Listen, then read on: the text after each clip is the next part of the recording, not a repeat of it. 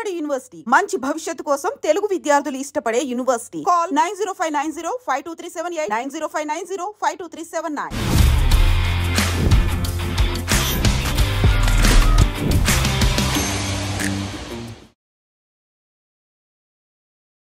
ఒక ఇంజనీరింగ్ స్టూడెంట్గా ఉంటూ మరి సినిమాల మీద ఉన్న ఒక ప్యాషన్తో ఒక రైటర్ అండ్ స్క్రీన్ ప్లే రైటర్గా ఈరోజు మన తెలుగు ఇండస్ట్రీలోనే ఒక టాప్ మోస్ట్ రైటర్గా కూడా మరి ముందుకు వెళ్తూ ఉన్న ప్రసన్న కుమార్ గారు ఇప్పుడు మనతో పడినారు.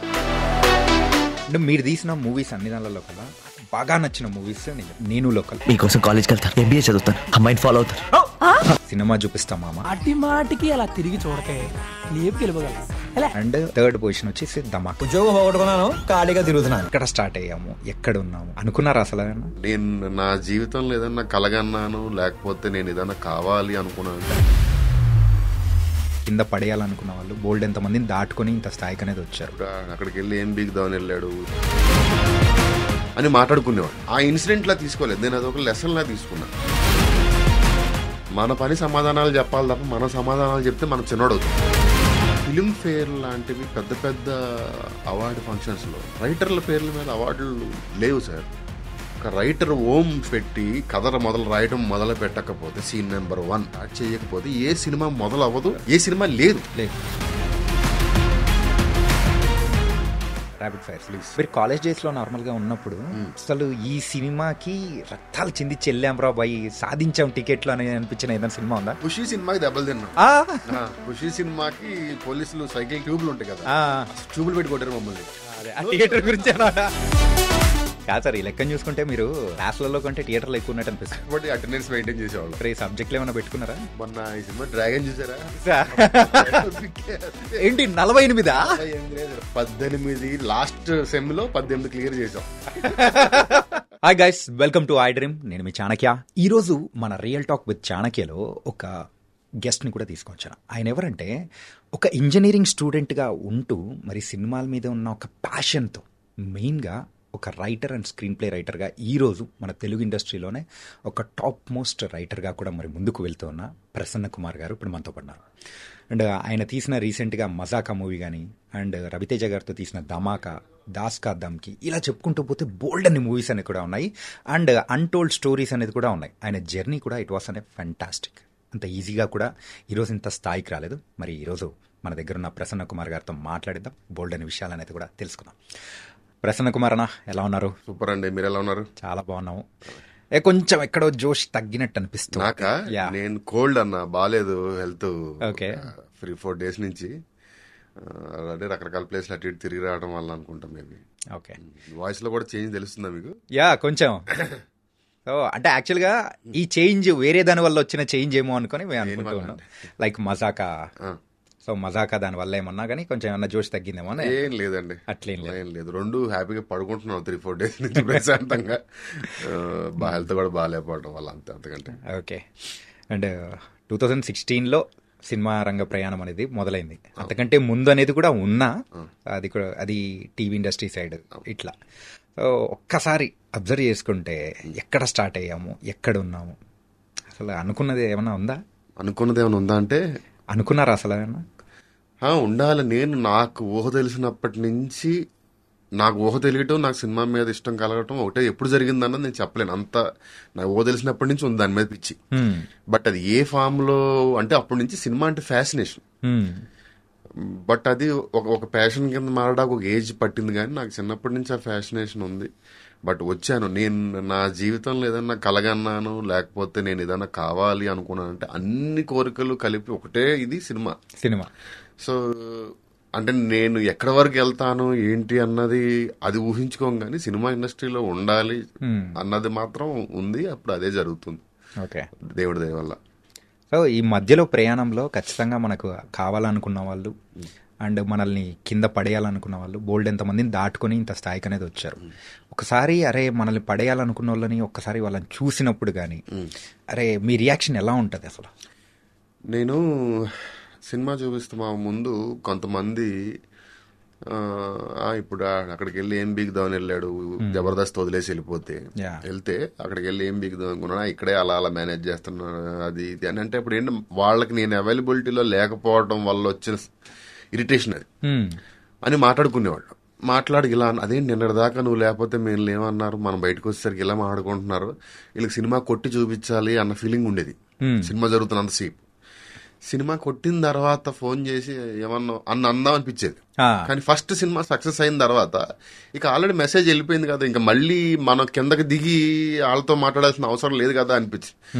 సో అది ఆ ఇన్సిడెంట్ లా తీసుకోలేదు, నేను అది ఒక లెసన్ లా తీసుకున్నా. మనం పని చేసుకుంటూ వెళ్ళిపోతే మన పని సమాధానాలు చెప్పాలి తప్ప మన సమాధానాలు చెప్తే మనం చిన్నోడవుతాం అంతే. సో అందుకోసం అని చెప్పేసి అంతే, మనం కిందకి లాగాలి అని చూస్తే ఆడి కింద ఉన్నాడు మనం లాగుతున్నాడు అనుకోవాలి అంతే. సూపర్. అంటే అన్న మీకు త్రినాథరావు గారికి సో ఏంటి కనెక్షన్ ఏంటి? మీ ఇద్దరిది మాత్రం ఒక కాంబినేషన్ సెట్. అవునండి, అది ఎందుకో కుదిరింది సార్. నాకు నా అదృష్టం అంటే, నాకు ఇప్పుడు మనం ఒక గోడ ఎక్కాలంటే తాడుపట్టుకుంటాం కదా, సో అలాంటి నాకు నేను ఎక్కాలనుకున్న ఈ సినిమా లైఫ్ కి ఆయన నాకు అలాంటి ఒక నిచ్చెన ఒక తాడు వేసినట్టు అని ఫీల్ అవుతాను నేను. అది కూడా కంఫర్టబుల్ గా, నా గ్రిప్ జారకుండా నేను ఎలా అడుగులు, నా అడుగు ఎంత లెంగ్త్ ఉంటుందో అంత లెంగ్త్ లో ఇద్దరికి కుదిరింది అలా మ్యాచ్. అది అంటే కొన్ని నేను ఇండస్ట్రీలో చూస్తా సార్, నాకు చాలా క్లోజ్ ఫ్రెండ్స్, వాళ్ళతో వాళ్ళు టాలెంటెడ్, వాళ్ళ డైరెక్టర్ని చెయ్యాలి, వాళ్ళ డైరెక్టర్గా మనం సెట్ చేద్దాం చాలా ట్రై చేస్తాం, కొన్ని ఎక్కవు, విశ్వ ప్రయత్నం చేస్తాం. అంటే చేతి దాకా వచ్చి రేపు అనౌన్స్మెంట్ వరకు వచ్చి ఆగిపోతాయి తప్ప ఇద్దరు ముగ్గురు ఉంటారు నా ఫ్రెండ్స్ లిస్ట్ లో సాలిడ్ టాలెంట్ ఉండి కూడా చేయలేని వాళ్ళు. కొన్ని కలవు, కొన్ని మా ఇద్దరికి ఎందుకో కలుస్తాయి, మేము ఇద్దరం ఇవాళ అనుకుంటే రేపు సినిమా ఎక్కుతుంది. అది మేబీ నేచర్ కావచ్చు, మా ఇద్దరు హారోస్కోప్ కావచ్చు, లేకపోతే మా ఇద్దరు సింక్ కావచ్చు, అన్ని కలిపి మా ఇద్దరికి అలా కుదిరింది అంతే. ఓకే. ఎప్పుడైనా కానీ మీరిద్దరూ అంటే కత్తికి సుత్తికి ఉన్నంత కాంబినేషన్ ఇద్దరిది అట్లే ఉంటది. సో ఇలాంటి కాంబినేషన్ మీరిద్దరు కలిసి సో ముందుకెళ్తున్న టైంలలో ఎప్పుడైనా కానీ ఒక మూవీ రిజల్ట్ కానీ లేకపోతే మూవీ మీద వచ్చిన ఏదైనా విమర్శ కానీ మీరిద్దరు రిసీవ్ చేసుకుని ఒకరినొకరు పుషింగ్ కానీ ఎట్లుంటది అసలు? మీకు ఒక నమ్మలేని విషయం చెప్పనా సార్, ఈ 10 ఏళ్ల త్రినాథరావు గారు నాది జర్నీలో ఏంటి సార్ ఇది అని అనలేదు నాతో ఆయన, ఏంటి సార్ ఇది అనలేదు నేను ఆయనతో. అంటే ఇంత చిన్న విరుపు కూడా మా ఇద్దరి మధ్యలో ఉండదు. నా పరోక్షంలో ఏమన్నా అనుండొచ్చు, ఆయన పరోక్షంలో నేనేమన్నా ఉండొచ్చు, మనకి అర్థం కావట్లేదు ఏంటి సార్ అని నేను వేరే వాళ్ళతో అనుండొచ్చు తప్ప మేమిద్దరం ముఖాముఖిగా ఒక్క విషయం గురించి కానీ ఒక దీని గురించి కానీ మేము ఏ రోజు మాట్లాడుకోవాలా. ఆ మ్యూచువల్ రెస్పెక్ట్ ఇద్దరికి ఉంది. ఆ పక్కన మాట్లాడేది ఉంటుంది సార్, అది ప్రపంచంలో ఎవడి మీద దేవుడి మీద కూడా ఉంటుంది మనకి. అది పార్ట్ ఆఫ్ ది లైఫ్. అది దాన్ని కన్సిడర్ చేసి దాన్ని హైలైట్ చేసే విషయం కాదు. అది ఏ ఇద్దరికైనా ఉంటుంది, ఎంత గొప్ప వాళ్ళకైనా. ఇప్పుడు పరశుర బ్రదర్స్ లాంటి వాళ్ళు కూడా అంత క్లోజ్ గా ఉండి ఇన్నేళ్ళు ఉన్న వాళ్ళు కూడా పక్కన వాడికి అర్థం కావట్లేదు అన్న విషయం అనుకుని ఉంటారు. అనుకున్నా నాకు కూడా చెప్పారు, ప్యాడ్ లిస్ట్ వేసుకుని వెళ్ళింది, అది వేరు. బట్ మా ఇద్దరికి ఆ సింక్ అలా కుదిరింది తప్ప మీ ఇద్దరం మాట్లాడుకోవటం కానీ. ఇంకోటి ఏంటంటే మా సినిమాలు అన్ని వర్కౌట్ అయిన సినిమాలే ఉన్నాయి 99%. ఏదన్నా చిన్న చితగా ఉన్నా కూడా దాని రీజన్స్ మా ఇద్దరికి తెలుసు. మా ఇద్దరి ఎఫర్ట్స్ లో కానీ మా ఇద్దరి ఫోకస్ లో కానీ తేడా ఉండదు. సంబడి ఎల్స్ ఇన్వాల్వ్మెంట్ లో కానీ లేకపోతే వేరే వాళ్ళ జడ్జిమెంట్ తీసుకున్నప్పుడు చిన్న చిన్న వాటిలో జరిగినాయి అని ఉంటే దాని రీజన్లు మాకు తెలుసు. బట్ ఇద్దరు పెట్టే 100% ఎఫర్ట్స్ లో ఏ మాత్రం కాంప్రమైజ్ ఉండదు అన్న విషయం నా గురించి ఆయనకి, ఆయన గురించి మాకు తెలుసు. సో ఇద్దరు కంప్లైంట్స్ ఉండవు. ఓకే. అంటే మీరు తీస్తున్న కంప్లీట్ ఫస్ట్ మూవీ నుంచి సో ఇప్పటి వరకు మీ మూవీస్లలో కూడా రైటింగ్లలో ఒక్కొక్క మూవీకి ఒక్కొక్క డిఫరెన్స్ అనేది కూడా కనిపిస్తూ ఉంటుంది. ఏంటంటే కంప్లీట్ ఒక మాస్ ఎలిమెంట్స్తో జోడుకున్న కంప్లీట్ ఒక ఎంటర్టైనర్ అనేది కూడా ఇస్తూ ఉంటారు. సో ఇలా ఎంటర్టైనర్లు రాయడం, అది కూడా మాస్ ఎలిమెంట్స్తో కూడుకున్న ఎంటర్టైనర్ రాయడం చాలా కష్టం. సో దీనికి సపరేట్గా మీకు ఎక్కడి నుంచి అంటే ఆ ఒక పవర్ అనేది కూడా గ్రాస్ప్ చేసుకున్నారు? మెయిన్గా ఏం లేదండి, కొంచెం అంటే మన ఏ సినిమా అయినా మన తాలూకు ఎక్స్టెన్షనే సార్. మనకి ఏ క్యారెక్టర్ అయినా మన తాలూకు ఎక్స్టెన్షనే ఉంటుంది. మా కాలేజ్ ఫ్రెండ్స్, స్కూల్ ఫ్రెండ్స్ కానీ లేకపోతే నాతో 10 ఏళ్ల నుంచి ఇండస్ట్రీలో ఉన్నవాళ్ళు కానీ నా సినిమాలో హీరోలు మాడుతుంటే నేనే మాట్లాడినట్టు నువ్వు మాడుతున్నట్టు ఉందిరా బాబు అంటారు. సో అది తెలియకుండా మనలో నుంచి వచ్చిందే అయి ఉంటుంది. దానికే స్పెషల్ ఎక్సర్సైజ్ ఇది కూడా ప్రత్యేకంగా ఏం లేదు అని అనుకుంటున్నా.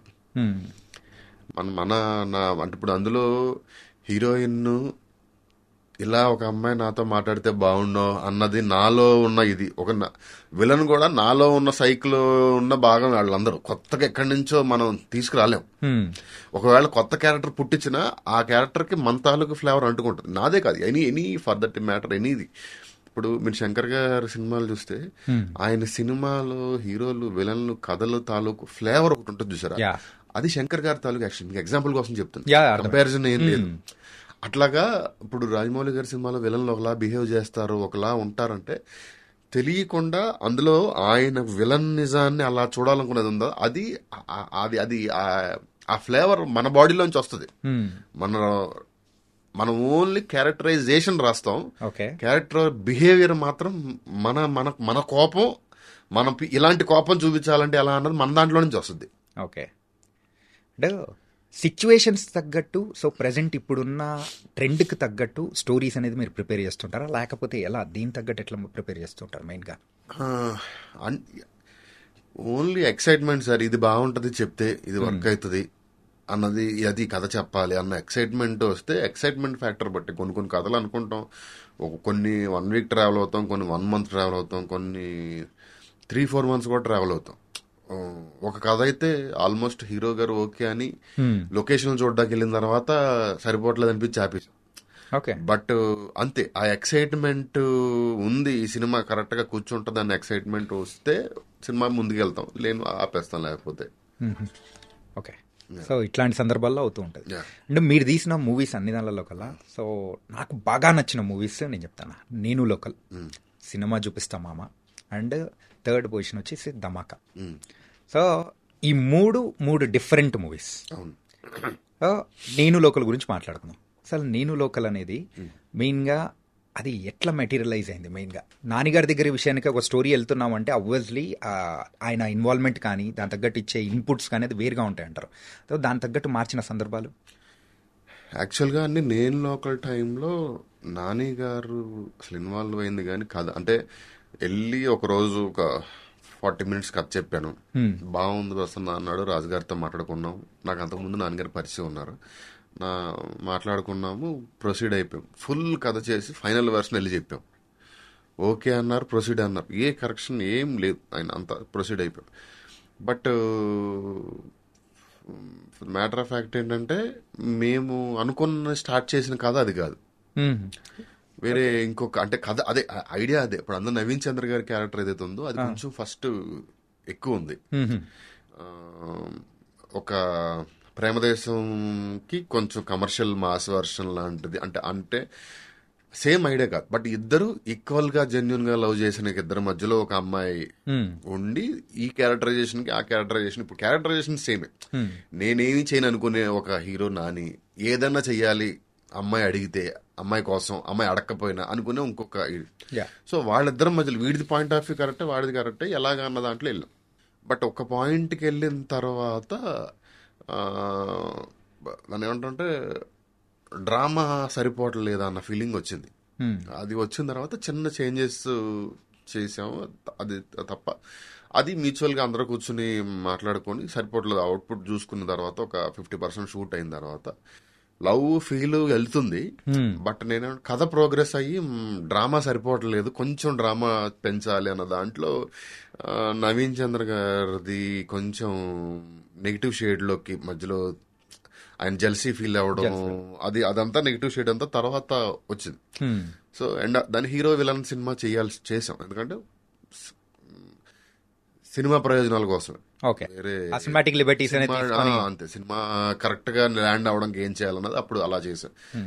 సో అదర్వైజ్ గా ఆయన బాగా ఎంజాయ్ చేశాడు. మేము కూడా అప్పుడు కొంచెం కొత్త కదా, బాగా ఎంతూజియాజంతో బాగా చేయాలి, ప్రతి సీన్ బాగా రావాలి అని చేసాం. అది కానీ నాన్నగారు అందులో చూడడం కానీ ఆయన బాడీ లాంగ్వేజ్ కానీ అంత కంప్లీట్ డిఫరెంట్ ఉంటుంది. ఆయన మీరు ఓపెనింగ్ రోజు ప్రెస్ మీట్ చూస్తే, సినిమా ఓపెనింగ్ ఈ రోజు ఓపెనింగ్, ఆ రోజు ప్రెస్ మీట్ చూస్తే నానిగారు అన్నారు, నేను ప్రసన్న చేసిన దాంట్లో 10% చేసిన సినిమా ఎక్కడో ఉంటది అని.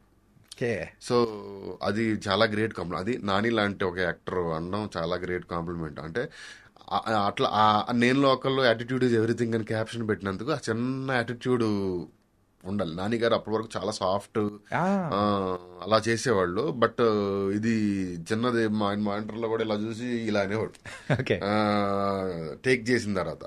అన్న తర్వాత ఆ చిన్న మెయిన్ అది యాటిట్యూడ్ మాత్రం అన్న ఇప్పుడు వాడి దగ్గర మార్కులు కొట్టాల్సిన అవసరం, ఫాదర్తో మాట్లాడినా విలన్తో మాట్లాడినా, ఇప్పుడు వాడి దగ్గర మనం మంచోడు అనిపించుకోవాల్సిన అవసరం మనకు లేదు. ఆడేవాడాడు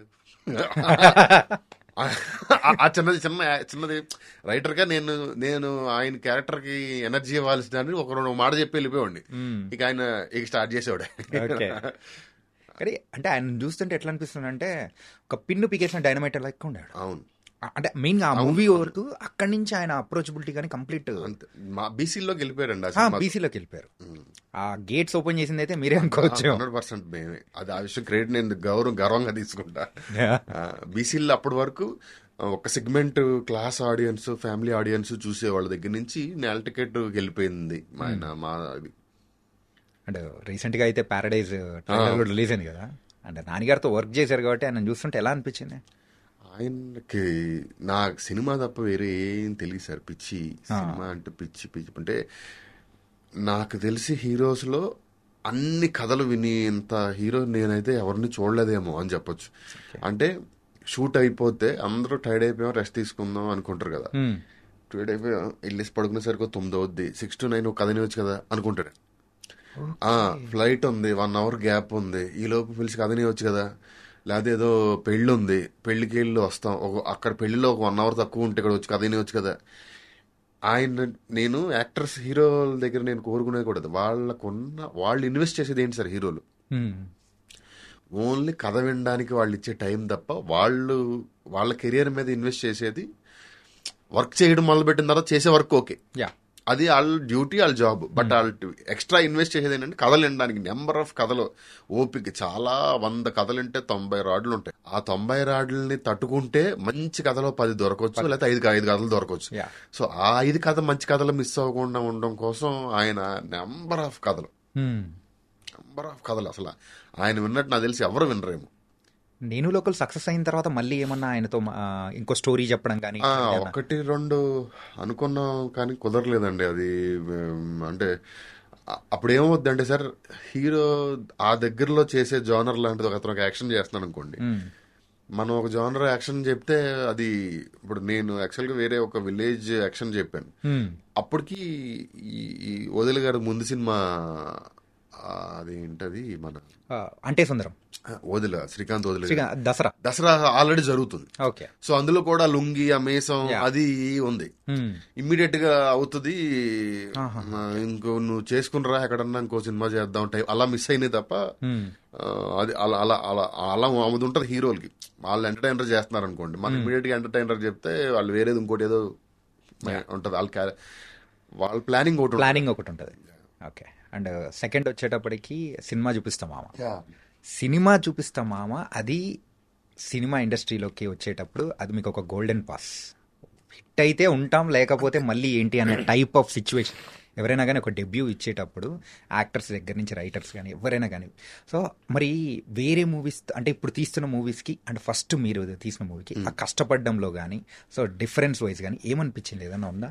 ఏం కష్టపడడంలో మార్పు ఉండదండి, డెఫినెట్గా ఉండదు. ఎందుకంటే ఆ మార్పు ఉంది అంటే మనం రిలాక్స్ అయిపోయామని అర్థం. మనం రిలాక్స్ అయిపోయామంటే షెడ్కి వెళ్ళిపోతామని అర్థం. రిలాక్స్ అవ్వదు. ఆ రోజుకి నిలబడాలి అన్నది తపన ఉంటుంది. ఈ రోజుకి వచ్చిన పేరు చెడగొట్టుకోకూడదు అన్న తపన ఉంటుంది. ఓకే. ఇంకోటి ఏంటంటే ఈ సినిమా తేడా వస్తే మనం ఏమవుతాం, మళ్ళీ ఎక్కడికి వెళ్తాం అన్న భయం ఒకటి ఉంటుంది. అప్పుడు భయం ఉండదు. అప్పుడు ఓన్లీ నిలబడాలన్న ఆశ, తాపత్రయం, తపన ఉంటుంది. బట్ ఈ రోజుకి ఏంటంటే ఉన్నది నిలబెట్టుకోవాలి, పాడు చేయకూడదు అది ఉంటుంది. ఏదో ఒక డ్రైవింగ్ ఫోర్స్ ఉంటుంది మనం నడపడానికి. కానీ ఫస్ట్ దాంతో కంపేర్ చేసుకుంటే ప్రెషర్ అయితే ఇప్పుడే ఎక్కువ ఉంటుందేమో కదా. ఇప్పుడు ప్రెషర్ ఉంటుంది, ఎక్కువ. అప్పుడు కోల్పోవడానికి స్టేక్స్ ఏం లేవు కదా మన. అట్లా కాబట్టి ఆల్రెడీ వాళ్ళ అబికా గౌర్ గారు అండ్ రాజ్ తరుణ్ వాళ్ళది సూపర్ కాంబినేషన్. ఆల్రెడీ ఉయ్యాల జంపాల సక్సెస్ కొట్టింది. కానీ అక్కడికి ఇక్కడికి చూస్తే ఒక మాస్ సినిమా, ఒక క్లాస్ సినిమా, రెండు కాంట్రాస్ట్. అసలు కాంట్రాస్ట్ది ఆయనతో కొట్టాలని ఎలా అనిపించింది అసలు? తెలియదు సార్. దిగాము, నాతో మన సౌత్ హెడ్ మన నిమ్మకాయల ప్రసాద్ గారు ఉంటారు. ఆయన ఉయ్యాల జంపాలని దగ్గరికి ఎగ్జిక్యూట్ చేసిన వాళ్ళు ఆయన కూడా ఒకళ్ళు స్క్రిప్ట్లో, కరెక్షన్స్లో కానీ అన్నిట్లో. ఆయన ఒకసారి మా సెట్కి వచ్చినప్పుడు మామ సంద మామ సాంగ్ హవిక నోట్లో రోజ్ ఫ్లవర్ పెట్టుకొని చిన్న ఇక్కడ వరకు స్కర్ట్ వేసుకుని వీడేమో కర్చీఫ్ కట్టుకుని డ్యాన్స్ చేస్తూ ఉంటారు. ఎలా చూసుకున్నాను రా మిమ్మల్ని, ఇలా తయారయ్యారేంట్రా. పైగా అదంతా చూసి చిన్న చిన్న సినిమాలు కొన్ని ఏవో మాస్ ఫిల్మ్స్ అని చేసి ఫ్లాప్ అయిపోయి పిచ్చి సినిమాలు రిలీజ్ కూడా ఉండదు, ఆ కేటగిరీలోకి వెళ్ళిపోద్ది అనుకున్నారంట కొంతమంది. ఏదో పిచ్చి సినిమా చిన్నపిల్లలను తీసుకొచ్చి వాడికి మాస్కి ఏంటి సంబంధం, వాడి చేత ఏవేవో చేపిస్తున్నారు అని ఫీల్ అయ్యాము. బట్ సినిమా చూసిన తర్వాత ఈ ప్రూవ్ మీ రాంగ్ అన్నది అది నేను కాంప్లిమెంట్ లా తీసుకుంటా. అంటే మేము ఒకటి నాకు కూడా ఏం చేస్తామో తెలియదు అన్న, first cinema what best we can do అన్నది చేసుకుంటూ వెళ్ళాము. బట్ ప్రయత్నాల నిజాయితీ ఉండి సక్సెస్ అయింది సినిమా, అన్ని కుదిరింది దానికి. ఓకే, కానీ ఆ మూవీకి నలుగురు అంటే ప్రొడ్యూసర్స్ ఉండడము అది ఏంటన్నా అసలు? ఏముంది అంటే ఇండిపెండెంట్ గా సినిమా తీసేంత పెద్ద కాస్టింగ్ కాదు, పెద్ద క్రూ కూడా కాదు ఆ సినిమా వరకు. సో అందరూ చాలా కొంత వేసుకుని సేఫ్ లో చేద్దాం అన్న సినిమాలో చేశారు అంతే. ఓకే, కానీ బొమ్మ సూపర్ హిట్ అయింది. ఆ టైటిల్ కూడా అప్పుడు రేస్ గుర్రం రిలీజ్ అయ్యి ఆ సాంగ్ లో మంచి ఫేమస్ అయింది కాబట్టి అది తీసుకొచ్చి థియేటర్ లోంచి బయటకు వచ్చి రేస్ గుర్రం చూసాము. అటు ఆ పాట వచ్చింది, పాట చూసి సినిమా చూసి బయటికి రాగానే ఫోన్ చేసి ఛాంబర్ లో రిజిస్ట్రేషన్ చేయించమంటే థియేటర్ లో నుంచే ఫోన్ చేసాం, బయటకు వచ్చి కూడా కాదు. సో రిజిస్టర్ చేయించేయండి. చేయండి. ఓకే, అంటే థర్డ్ మూవీ ధమాకా సార్. అసలు ఆ మూవీ 100 crores క్లబ్ చేరుతుందని అసలు అనుకున్నారా? నెంబర్స్ అనుకోలేదు కానీ పెద్ద సినిమా వద్దని మాత్రం 100% అనుకున్నాను. మెయిన్ నెంబర్సే అన్నా నేను అడిగింది. నెంబర్స్ మనం ఎలా మనం అనుకోము, అలా ఆ రకంగా ఆలోచించాం. బట్ ఏ హిట్ అయితే అయిందో ఆ హిట్ అవుద్ది అనుకున్నా. నెంబర్స్ మేము కలగనలేదు, లేకపోతే అది ఊహించదని కూడా చెప్పను, అసలు ఆలోచించలేదు దాని గురించి. మాకేంటి హీరో గారు సినిమా ఇచ్చారు, ఆయనకి బెస్ట్ సినిమా చేసామా లేదా అన్నదే పాయింట్. ఆ విషయంలో అయితే cinema sure shot blockbuster cinema చేసామన్న నమ్మకం ఉంది. నెంబర్స్ ఆలోచించలేదు ఎప్పుడు అసలు. మెయిన్ గా ఆ మూవీ హిట్ అవడానికి ద డ్రైవింగ్ ఫ్యాక్టర్స్ మెయిన్ గా ఏమనిపించింది సార్? ఏది ఉన్నా కూడా మేము ప్లేస్ చేసింది ఆ ప్లేస్మెంట్లో. ఇప్పుడు ఆ సినిమాలో బ్యూటిఫుల్ సాంగ్స్ ఉన్నా, హీరోయిన్ ఉన్నా, డాన్స్లు ఉన్నా, ఏది ఉన్నా కూడా రవి గారు అంత ఎనర్జెటిక్గా అంత ముందు ఎప్పుడు చేయలే.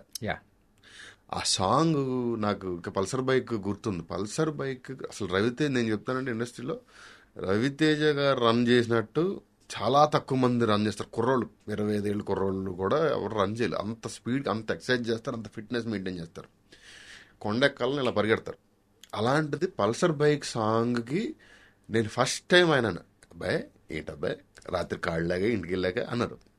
అంటే అంత ఎనర్జీ, మీరు చూసిన ఎనర్జీ వేరు, సెట్లో ఎనర్జీ అసలు ఇంకా బీభత్సం. అంటే ఆయనకి ఏంటంటే ఎస్ ఇది పలుకుతుంది, దీనికి మనం బెస్ట్ ఇవ్వాలి అన్నది మనం ఆర్టిస్టులు మనం చెప్పక్కర్ల, వాళ్ళకి కాపురం చేసే కాళ్ళ దగ్గర తెలిసిద్ది అంటారు. అలాగా ఆ పాట, వైబు, ఎనర్జీ చూసిన తర్వాత ఆయనకి అర్థమై తుక్కు రేగొట్టేశారు. సో అట్లాగా ఆ సినిమాకి ఈ టైంకి పాట రావాలి, ఇగో ఈ ఎంటర్టైన్మెంట్ సీక్వెన్స్ ఇది ఉంది, దీని తర్వాత ఫాలోడ్ బై ఈ సాంగ్, ఇలాంటి సాంగ్ పడాలి, దీని తర్వాత ఇది కావాలి, ఇది కావాలి, ఇది కావాలని ఎవ్రీథింగ్ మనం ప్లేస్ చేసి, మనం క్యాలిక్యులేటెడ్గా ప్లేస్ చేసి చేసిన ఒక కమర్షియల్ సినిమా అది. అదే కంప్లీట్ ఒక కమర్షియల్ ఫార్మాట్ అంతే.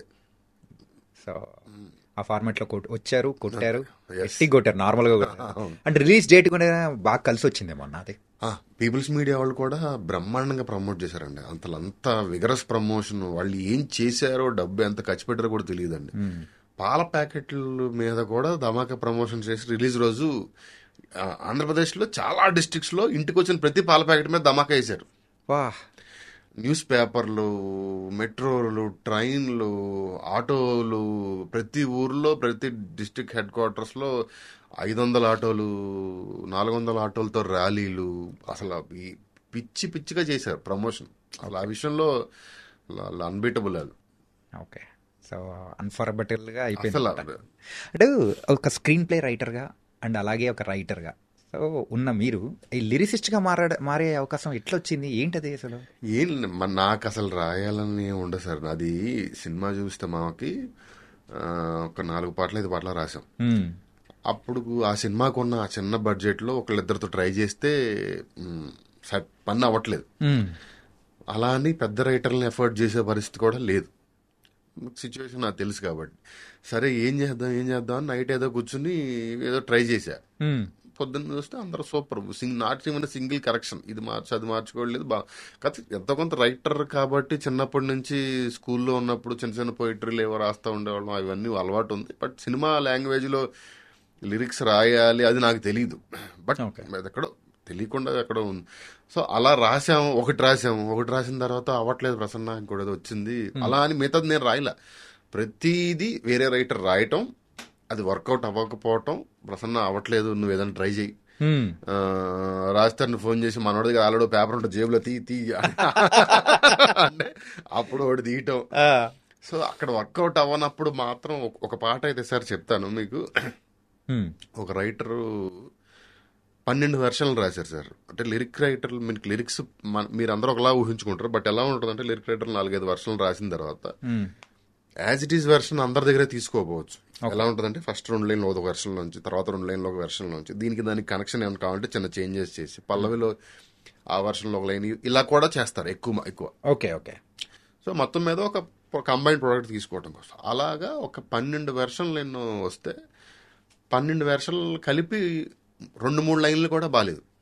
అతను మ్యూజిక్ డైరెక్టర్ గారు ఏమనుకున్నారంటే సింగర్లు పిలిచేశారు, సార్ 12 వెర్షన్లు పంపిస్తున్నాను నేను, మీరు చూడండి అంటే మొత్తం ఇంత పెద్ద బండిల్ వచ్చింది ఒక పాటకి. పాటకి ఎంత బండిల్ వచ్చింది. వచ్చిన తర్వాత మ్యూజిక్ డైరెక్టర్ ఏమనుకున్నాడు 12 వెర్షన్లు కదా అటు ఇటు అడ్జస్ట్ చేస్తే ఏదో వచ్చేస్తలే అని సింగర్లు కూడా పిలిచేశారు, మేల్ సింగర్ ఫీమేల్ సింగర్. వచ్చిన తర్వాత చూస్తే ఆయనకు ఒక్కడు కూడా నచ్చట్లేదు. సార్ ఎక్కడ ఉన్నారు సార్ మీరు అని అంటే, ఇంటి దగ్గర ఉన్నాను సార్ ఒకసారి అర్జెంట్గా రారా అన్నాడు. ఏంటంటే గబగబా వెళ్తే ఇది సార్ మీరు చూడండి మీకు ఏమన్నా నచ్చిందా ఇందులో అని చూస్తే ఏం లేదు.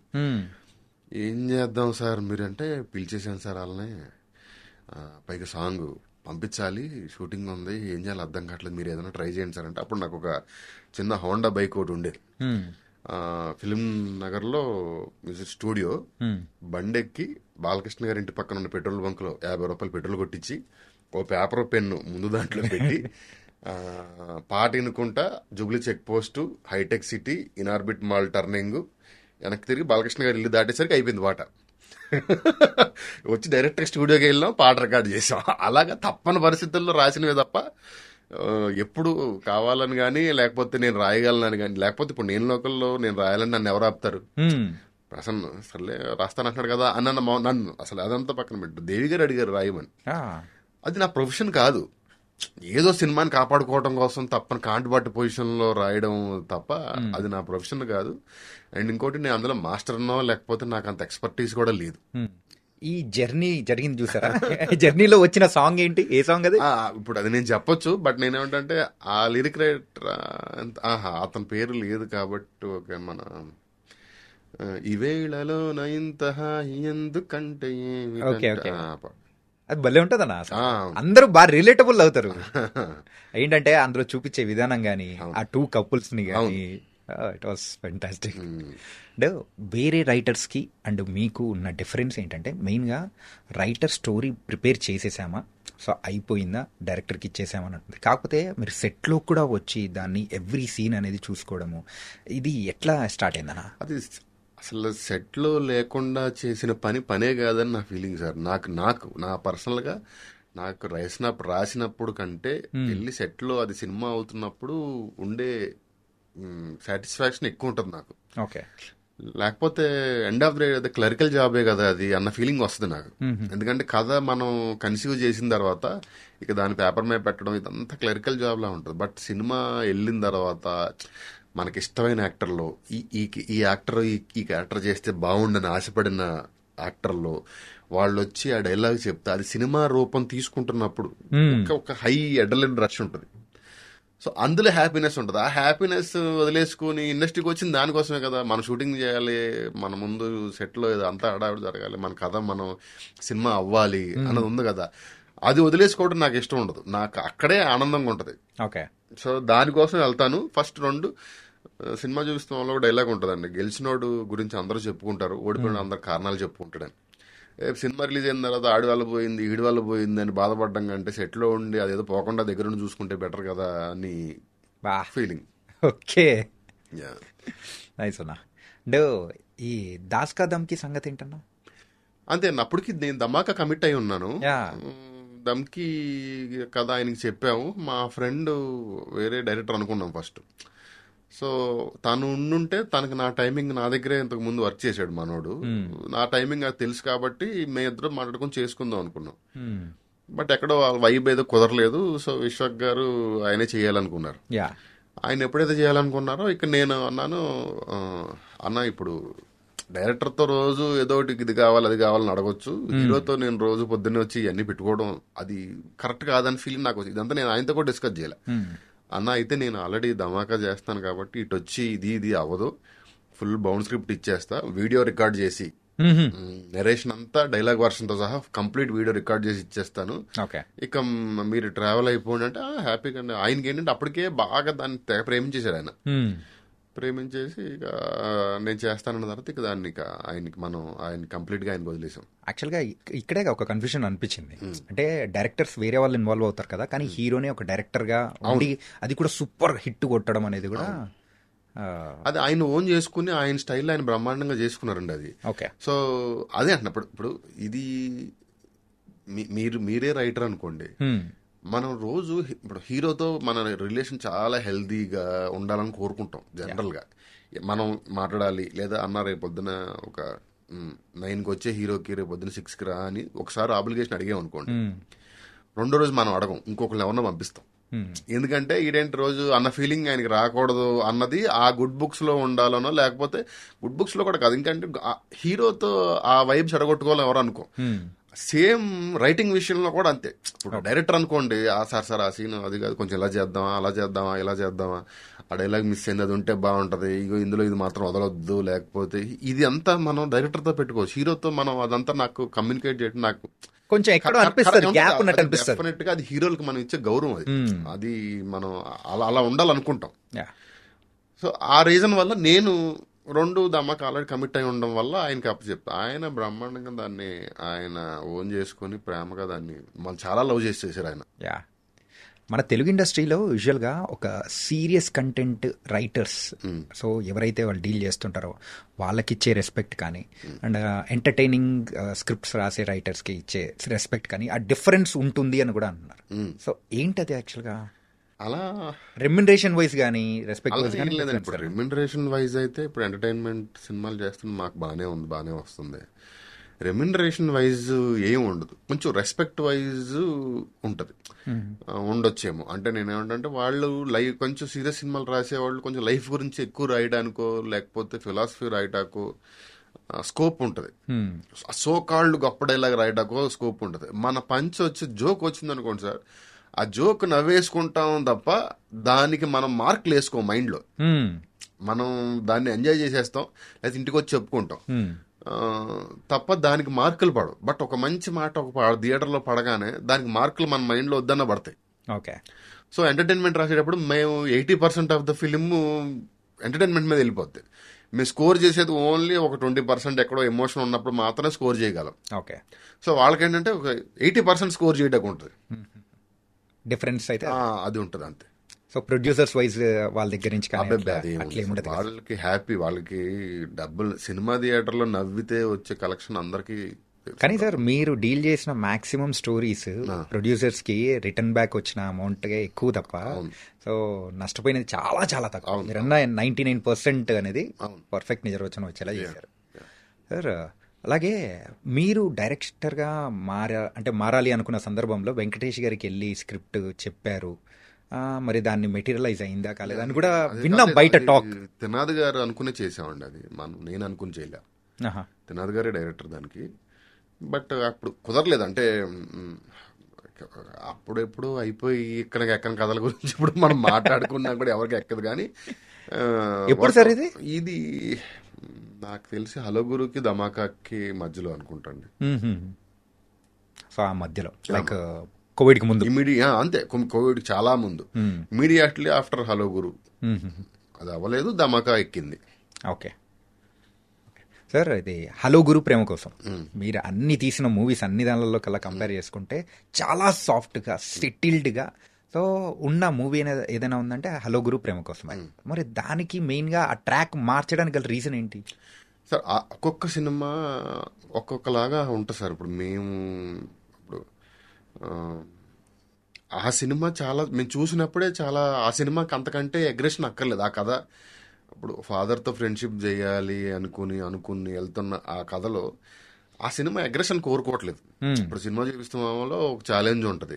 నేను నెల రోజులు నీ ఫ్యామిలీని నువ్వు పోషించరా అంటే చూసుకుంటా నువ్వు నేను ఈ టైప్ లో ఉంది కదా. ఆ కథ అగ్రెషన్ అడుగుతుంది. ఈ కథ అగ్రెషన్ అడగట్లేదు. ఎవరి మీద అగ్రెషన్ ఫీల్ అయ్యి కూడా దానికి ఏం ఇది లేదు. ఆ సినిమాని కథే సాఫ్ట్ గా అడుగుతుంది. సో ఆ సినిమాని అలాగే సాఫ్ట్ గా చేసాం.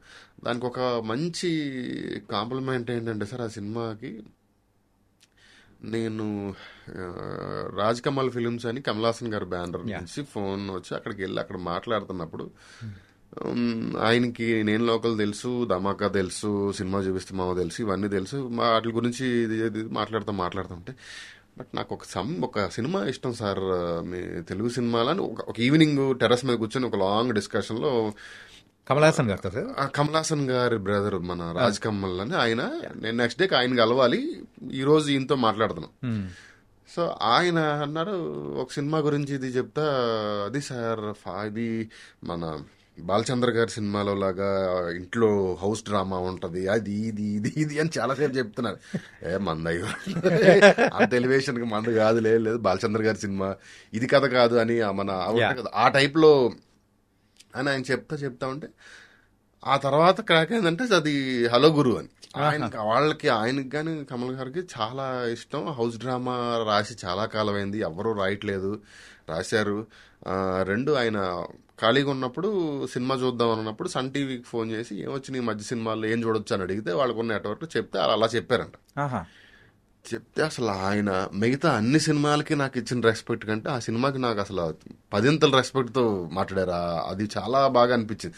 ఆయన చెప్పిందంటే, సార్ మీకు తెలియదు ఇక్కడ చాలా స్టోరీ డిస్కషన్లో కూడా ఆ సినిమా టాపిక్ వస్తుంది తమిళ్లో కథల్లో అన్నారు.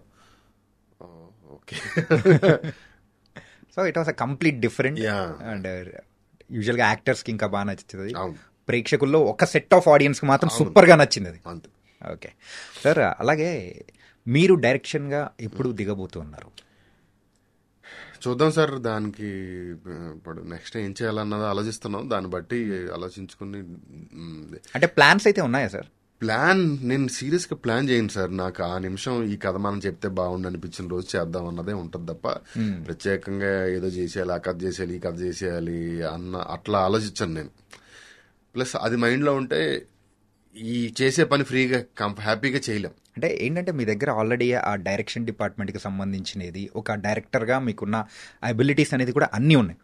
ఒక కెప్టెన్ ఆఫ్ ద షిప్ ఎలా అయితే హ్యాండిల్ చేయాలన్న క్రూని మొత్తం అది ఆల్రెడీ మీకు అంతా తెలుసు. అవును, సో అట్లాంటిది మీ దగ్గర నుంచి కూడా ఎక్స్పెక్ట్ చేస్తూ ఉంటారు కదా? చెయ్యాలి సమ్ టైమ్ వెరీ సూన్. ఇప్పుడు ఏమన్నా టాక్స్ ఏమన్నా? ఏం లేదు ప్రస్తుతానికి అయితే చాలా పీస్ఫుల్ గా ఒక 1 వీక్ కంగారుగా డిసిషన్లు తీసుకోకుండా కొంచెం పీస్ఫుల్ గా రెస్ట్ తీసుకొని ఆలోచించుకొని ఏం చేయాలి, ఎలా చేయాలి అన్నది ఆలోచించుకుని. And coming to the Mazaka sir, Mazaka movie frank చెప్పాలంటే అది చాలా మందికి నచ్చింది.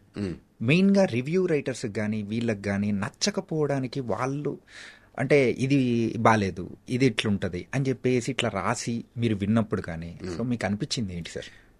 కంప్లైంట్స్ ఏం లేవండి. ఇప్పుడు అది కమర్షియల్ సినిమా కాబట్టి కమర్షియల్ సినిమాకి అలాగే ఉంటుంది. ధమాకా సినిమాని ఎవడు పోగొట్టారు సార్? 100 కోట్లు చేసింది అంతే కదా. ఇదంతా వదిలేసేయండి. RRRని బాహుబలికి 2.5 ఇచ్చాము మనం ఇంకా మన వరల్డ్ లోకి సినిమాని తీసుకెళ్లి పెట్టిన సినిమాకి 2.5 ఇచ్చాం. అది కమర్షియల్ సినిమాకి అసలు రివ్యూస్ ని పట్టించుకోకూడదు, చూడకూడదు. నేను ఈ సినిమాకి కాదు, అసలు రెండో సినిమా తర్వాత నాకు అర్థమైంది మన సినిమాలని ఎక్కుతారు, మనం దాన్ని అసలు పట్టించుకోవద్దు. సినిమా ఆడిందా లేదా, జనం నచ్చిందా లేదా, అది ఆ విషయాన్ని సీరియస్ తీసుకుంటాం. ఇక ఈ కమర్షియల్ సినిమాకి రివ్యూ రైటర్లు ఇక వాళ్ళు వదిలేయలే. ఆ మూవీ చూస్తూ ఉంటే భలే ఫన్ అనిపిస్తుంది సార్. ఈవెన్ ఫస్ట్ హాఫ్ అయినా సెకండ్ హాఫ్ అయినా, ఫస్ట్ హాఫ్ అయితే సెకండ్ హాఫ్ అయితే కొంచెం డౌన్ అన్నట్టు అనిపించినా కానీ సో ఆ మీటర్కి తగ్గట్టు కరెక్ట్గా డీల్ చేశారు అనిపించింది. కానీ ఎక్కకపోవడానికి ఒక్కొక్క పర్సన్కి డిఫరెంట్ రీజన్స్ ఉంటాయి కాబట్టి I can't say that. Sir, Anshu గారు మీకు అంతా క్లోజ్ అవ్వడానికి ఏంటి రీజన్ ఏంటి సార్? ఆవిడకి ఫస్ట్ కథ నేనే చెప్పే సార్. పాయింట్ ఏంటంటే వెతికి మరి మీరు ఫస్ట్ పాయింట్ ఆఫ్ కాంటాక్ట్ నేనే. రెండు, నేను నైట్ ఇంట్లో ఏదో ఫోన్ లో ఇంటర్వ్యూలు చూస్తుంటే ఆవిడ కనపడింది. సడన్ గా లేచి కూర్చొని వెంటనే అది ప్రొడ్యూసర్ గారికి పంపించి, సార్ ఈవిడ ఎక్కడుందో పట్టుకోండి సార్ అని ఫస్ట్ ఆవిడని ఐడెంటిఫై చేసింది నేనే. సో ఆవిడతో మాట్లాడింది నేను. సో ఆవిడకి ఏంటంటే ఫస్ట్ పాయింట్ ఆఫ్ కాంటాక్ట్ నా నెంబర్ నుంచి ఆవిడకి ఫోన్ వెళ్ళింది, నా ఫోన్లో నుంచి వీడియో కాల్లో అని ఆవిడకి అదే ఉంది. సో ఏం అడగాలన్నా నా నుంచి అడగడం. మనకేంటంటే అప్పట్లో హీరోయిన్ మళ్ళీ మన దగ్గరికి వచ్చింది కాబట్టి మనం చాలా గౌరవంగా చూసుకోవాలి ఆవిడ ఇంటి దగ్గర ఉన్న ఫ్యామిలీ అన్నీ వదిలేసుకుని వస్తుంది అన్న దాంట్లో మనం చాలా కేరింగ్గా గౌరవంగా ఉంటాం. సో ఆ కంఫర్ట్ నాకు ఫస్ట్ సినిమా నుంచి అండి. సినిమా చూపిస్తున్నాం అప్పుడు కూడా అవిక వాళ్ళ మదరు ఫాదర్ లేకుండా ఒక్క రోజు కూడా ఆవిడ కెరియర్లో షూటింగ్ వెళ్ళా. ఫస్ట్ డే మా సెట్కి వచ్చిందండి. సెకండ్ డే నుంచి సినిమా అయిపోయేంత వరకు ఒక్క రోజు కూడా రాలేదు ఆవిడ. తర్వాత నాతో ఆవిడ అన్నది, వాళ్ళ మదర్ అన్నారు, ఆవిడ అన్నారు, ఎందుకోనన్నా నువ్వు ఉంటే మాకు బాగా అనిపించింది అని. సో ఆ రోజు కూడా నా ఫీలింగ్ ఏంటంటే నా కళని ఫుల్ఫిల్ చేయడానికి వచ్చిన ఒక హీరో, ఒక హీరోయిన్, ఓకే వీళ్ళు లేకపోతే నా లైఫ్ ముందుకు వెళ్దు కదా అని అసలు వాళ్ళిద్దరిని డెమిగాడ్స్లా చూసుకుని ఉండి నాకు అప్పటి నుంచి అది అలవాటు. హీరోయిన్స్ని కానీ హీరోస్ని కానీ నా దృష్టిలో నా కెరియర్ని ముందుకు తీసుకెళ్ళడానికి వచ్చిన వాళ్ళ ఫీల్ అవుతా. సో ఇప్పుడు ప్రతి వాళ్ళకి సార్ మనం బయట వింటుంటాం చూసారా, ఏంటిది హీరోయిన్ మీద క్రష్ ఉంటుంది, ఇది ఉంటుంది. నాకు అప్పటి వరకు ఉన్నా కూడా, అంతకు ముందు ఎప్పుడన్నా ఉన్నా కూడా అక్కడికి వచ్చేసరికి నేను వాళ్ళని వేరేలా ట్రీట్ చేస్తా. అది కొంతమందికి వీడు కొంచెం అతి చేస్తున్నానని కూడా అనిపిస్తచ్చు. బట్ నాకు చాలా ప్రెషియస్ విషయం ఆ రోజుల్లో. ఇప్పుడు కొంచెం దాని తాలూకు మోతాదు తగ్గిన ఫస్ట్ సినిమాకి అయితే అది ఉంది. బట్ ఈవిడిది ఏంటంటే ఒక తెలియని ఎస్టర్, అప్పుడు హీరోయిన్ కదా, మనకి ఎలా ఉంటుంది ఇప్పుడు మనం ఈవెన్ ఏ భానుప్రియ గారితో వర్క్ చేసినా ఎవరితో వర్క్ చేసినా వాళ్ళు చాలా అపురూపంగా చూస్తాం. అసలు వీళ్ళందరిని వదిలేసండి. మా సినిమాలో మన ఆయన పేరు గుర్తురాలేదు, మన సుధాకర్ అని మన మురళీశర్మ గారి దగ్గర వర్క్ చేస్తుంటారు. ఆయన యాక్సిడెంట్ అవుతే మీరు సినిమా చూసారా? ఏది సార్? మజాకా. చూసాను సార్. మజాకాలో అదే ఆయనకి యాక్సిడెంట్ అవుతుంది. మురళీశర్మ దగ్గర ఒక సుధాకర్ ఒక ఆయన వర్క్ చేస్తుంటే తీసేయండి అని, కాల్ తీసేయండి అంటాడు. సో ఆయన ఉన్నారు కదా, నాకు ఆయన టీవీలో చూసాం మనం, ఎప్పుడు దూరదర్శన్. మీరు నమ్మండి, ఆయన 3 days షూట్ చేసి 3వ రోజు వెళ్ళిపోతుండే. ఆయన షేకండ్ ఇస్తే నా కళ్ళమ్మ నీళ్ళు వచ్చింది. నేను చిన్నతనంలో టెలిస్కూల్లో అలాంటి దూరదర్శన్లో చూసిన ఒక ఆయన నా సినిమాలో వచ్చి పనిచేశాడు. ఆయన నా వర్క్ అప్రిషియేట్ చేసి పెద్ద పెద్ద స్టార్స్తో రోజుకి 5 లక్షలు, ₹1 కోటి, 2 కోట్లు తీసుకునే పెద్ద పెద్ద హీరోలతో చేసినప్పుడు కూడా అంత ఎమోషన్ రాదు. అంటే ఈయన మళ్ళీ ఈయనతో పని చేయగలుగుతాం లేదో తెలియదు, నా సినిమాలోకి వచ్చారు అన్నది ఆ ఫీలింగ్ అది బాగా ఉండడం వల్ల. ప్లస్ ఎప్పుడైనా అమ్మాయి వాళ్ళు ఏమనుకుంటారు, వీడితో మాట్లాడొచ్చు, ఆ కంఫర్ట్ మనకు ఉంది, ఇతని మైండ్లో ఏది లేదు అన్న తర్వాత మనకి ఆ స్పేస్ ఇస్తారు. ఈవెన్ అంశు గారితో కూడా నేను ఇంటర్వ్యూ చేసేటప్పుడు Prasanna is like a family member అనే ఆ టైప్ ఆఫ్ అఫెక్షన్ అనేది కూడా చూపిస్తే ఆవిడ దగ్గర నుంచి మాట్లాడుతుంటే వాట్ ఈస్ దిస్ అని మనకి ఇప్పుడు సందర్భం వచ్చింది కాబట్టి. సార్ మన మైండ్లో రెండో ఆలోచన లేదు అన్నది ఆడవాళ్ళు పట్టుకుంటే మనకి ఆ స్పేస్ ఇస్తారు. నేను కూడా మా వైఫ్ని తీసుకెళ్లి పరిచయం చేశా, మా పిల్లలతో ఆవిడ ఆడుకోవడం, మా ఫ్యామిలీ నుంచి ఆవిడకి ఏదైనా పంపించడం, ఆవిడ మా ఫ్యామిలీకి ఏదైనా పంపించడం. నేను వీడియో కాల్, మా వైఫ్ షూటింగ్లో ఉన్నప్పుడు వీడియో కాల్ మాట్లాడితే తను తీసుకుని ఆ ఫ్యామిలీ ఎన్విరాన్మెంట్ ఎప్పుడైతే వచ్చిందో అది మనం చాలా జెన్యున్గా ఫీల్ అయ్యి అంతా ఫ్రెండ్షిప్ ఉంటుంది. నాకు అది చాలా హ్యాపీగా అనిపిస్తుంది. ఆ స్పేస్ ఇవ్వడంలో నాకు హ్యాపీనెస్ ఉంటుంది. Okay, nice sir. మీరు అంత అపురూపంగా చూసుకుంటుంటే బాగా అనిపించింది. అవును, చాలా హ్యాపీగా అనిపించింది. మళ్ళీ ఏంటంటే అప్పుడెప్పుడో చూసిన హీరోయిన్ మళ్ళీ తీసుకురావడం కానీ ఆ ఫ్యాక్టర్స్ కూడా చాలా చక్కగా పనికొచ్చాయి. అండ్ సార్ మీ దగ్గర నుంచి ఈ అర్జున్ రెడ్డి అండ్ కొన్ని కంప్లీట్ కమర్షియల్ ఆస్పెక్ట్స్తో ఉన్న ఒక సీరియస్ మూవీ ఏమన్నా ఇట్లాంటి ఎక్స్పెక్ట్ చేయొచ్చా? చెయ్యాలి సార్, చాలా చెయ్యాలి, చూడాలి. అది మనం మాటలు చెప్పడం కంటే చేసుకుంటూ వెళ్తే బెటరు. బట్ డెఫినెట్గా చెయ్యాలి. అంటే కమర్షియల్ ఆస్పెక్ట్లో మెయిన్గా కొన్ని లెక్కలు ఉంటాయి కదా చూడండి, సాంగ్స్ అని లేకపోతే ఇవన్నీ పక్కన పెట్టేసి, సో మెయిన్గా ఏంటంటే ఆ స్టోరీ అని చెప్పేసి సీరియస్ సబ్జెక్ట్. అవును, ప్రసన్న గారి దగ్గర నుంచి వస్తుందా అసలు? ఉంది సార్. డెఫినెట్గా ఒకటైతే ఆల్రెడీ విలేజ్ సినిమా ఒకటి, నాకు తెలిసి సినిమాలో ఒక్క జోక్ కూడా ఉండదు, నాకు తెలిసి లేదు అనుకుంటా. సార్ అన్యాయం చేయండి కానీ సార్, మరీ అంత అన్యాయం వద్దు సార్. సినిమానే అలాంటిది, ఓకే, ఆ కథే అలాంటిది. సో అలాంటిది ఒకటి జరుగుతుంది, చూద్దాం ఇమీడియట్ గా. ఓకే, సార్ ఒకప్పుడు మన తెలుగు ఇండస్ట్రీలో రైటర్స్ అనేటప్పటికీ ఎవరైనా కానీ టాప్ రైటర్స్ ఉన్నా వాళ్ళ దగ్గర వర్క్ చేసే రైటర్స్ సుమారు ఒక 5-6 మెంబర్స్ అట్లా ఉండేవాళ్ళు, ఒక గ్రూప్ ఆఫ్ పీపుల్ టైప్లో. కానీ ఇప్పుడు రాను రాను ఆ ఒక ట్రెడిషన్ అనేది కూడా తగ్గిపోతూ ఉంది. సో ఎందుకు అంటే రైటర్స్గా రావడానికి ఆ స్కేర్ సిటీ అనేది కూడా ఉందా, లేకపోతే ఏంటి మెయిన్గా? రైటర్స్ మీరు అబ్జర్వ్ చేస్తే sir, writers even music directors కూడా చాలా తక్కువ మంది. అట్లీస్ట్ స్టార్ మ్యూజిక్ డైరెక్టర్ పెద్ద సినిమాలకు మనకి మ్యూజిక్ చేయాలంటే తమన్ గారు, దేవి గారు, ఇప్పుడు భీమ్స్ గారు వచ్చారు. బీమ్స్, యా. వాళ్ళు కూడా సరిపోవట్లేదు మనకి. మనం పెద్ద పెద్ద సినిమాలకు కూడా వాళ్ళు సరిపోక కొత్త వాళ్ళని ట్రై చేయటం, వేరే లాంగ్వేజ్లోంచి ట్రై చేయటం, లేకపోతే చిన్నాళ్ళల్లో ఎవరో ఒకరికి ఇవ్వటం, బ్యాక్గ్రౌండ్ స్కోర్ ఒకరికి ఇవ్వటం, మ్యూజిక్ ఒకరికి ఇవ్వటం సరిపోవట్లా. స్కేర్ సిటీ నాకు సంబంధం లేదు, మ్యూజిక్ డైరెక్టర్స్లో కూడా ఉంది. ఎందుకంటే దాన్ని ప్రాపర్ ప్రొఫెషన్ లాగా తీసుకొని నేర్చుకొని చిన్నప్పటి నుంచి దాని మీద లైఫ్ చాలా తగ్గుతుంది, వస్తుంది, కొంచెం తగ్గుతుంది. రైటింగ్ వైజ్ కూడా ఇవాళ రేపు రైటింగ్ అనేది వస్తే డైరెక్టర్ అవ్వాలన్న ఆలోచన ఉన్న వాళ్ళే మెజారిటీగా ఉంటున్నారు. సో రైటింగ్ ఒక ప్రొఫెషన్ లా తీసుకోవాలి అన్నది నాకు తెలిసి ఆల్మోస్ట్ నిల్లో ఉంది. But end of the it's a craft. మనం ఇప్పుడు ఇంకోటి ఏమవుతుందంటే సార్, మనం దాన్ని రైటర్ ప్రొఫెషన్ని మనం ఎలివేట్ చేయడం మొదలు పెడితే వచ్చే వాళ్ళకి కూడా ఇంట్రెస్ట్ ఉంటుంది. రైటర్ అనేవాడు చాలా తక్కువ ఇప్పుడు ఇండస్ట్రీలో. మీకు తెలిసి ఒక 4 మంచి రైటర్లు చెప్పండి అంటే 2-3 దాటి తర్వాత మీకు పేర్లు కూడా గుర్తురావు. అంటే ఇంత 400 సినిమాలు సంవత్సరానికి ప్రొడ్యూస్ చేసి ఒక ఇండస్ట్రీలో 3-4 దాటి మనం పేర్లు చెప్పలేకపోతున్నాం అంటే ఎంత ఇదిలో ఉన్నాం చూడండి. ఒక్క కంప్లైంట్ ఒకటి ఉంది సార్ నాకు. ఏంటి సార్? ఫిలిం ఫేర్ లాంటివి పెద్ద పెద్ద అవార్డు ఫంక్షన్స్లో రైటర్ల పేర్ల మీద అవార్డులు లేవు సార్. నాకేం ఇంట్రెస్ట్ ఉంటుంది అసలు? ఒక రైటర్ పెన్ను పెట్టింది ఏ సినిమా స్టార్ట్, ఒక ప్రొడ్యూసరు, ఒక హీరో, ఒక డైరెక్టర్ ఎవరు కలగన్నా సినిమా మొదలవదు. ఒక రైటర్, అది డైరెక్టర్ అవ్వచ్చు, రైటర్ అవ్వచ్చు, ఒక రైటర్ ఓమ్ పెట్టి కథ రాయడం మొదలు పెట్టకపోతే, సీన్ నెంబర్ 1 అని స్టార్ట్ చేయకపోతే ఏ సినిమా మొదలవ్వదు, ఏ సినిమా లేదు. అలాంటిది ఒక రైటర్కి ఏ అవార్డు ఫంక్షన్లోనూ అసలు అవార్డు కేటగిరీయే లేదు. కేటగిరీయే లేదు. ఎక్కడి నుంచి వస్తారు కొత్త రైటర్లు? ఆ క్రాఫ్ట్ నేను తీసుకోవాలి. ఇప్పుడు ఎవరో ఒక రైటర్కి ఒక కథకు ఒక అవార్డు వచ్చింది అనుకోండి సార్, చూసి మనకు ఇప్పుడు అవార్డులు ఎందుకు ఇస్తారు? ఇన్స్పిరేషన్, మనలో జోష్ నింపడం కోసం, కింద ఉన్న వాళ్ళందరికీ నేను ఆ ప్లేస్ తీసుకోవాలన్న కోరికను పెంచడం కోసం ఇచ్చేదే అవార్డు. అవును, వాళ్ళు ఇచ్చే అవార్డులో కానీ ఇచ్చే మనీలో కానీ ఇది లేదు, దాని తాలూకు గౌరవంలో ఉంది. ఇప్పుడు ఆ గౌరవమే బయట ఎక్కడ లేదు అన్నప్పుడు నేను ఎందుకు తీసుకుంటాను? ఆ క్రాఫ్ట్ నేను ఎందుకు తీసుకోవాలి?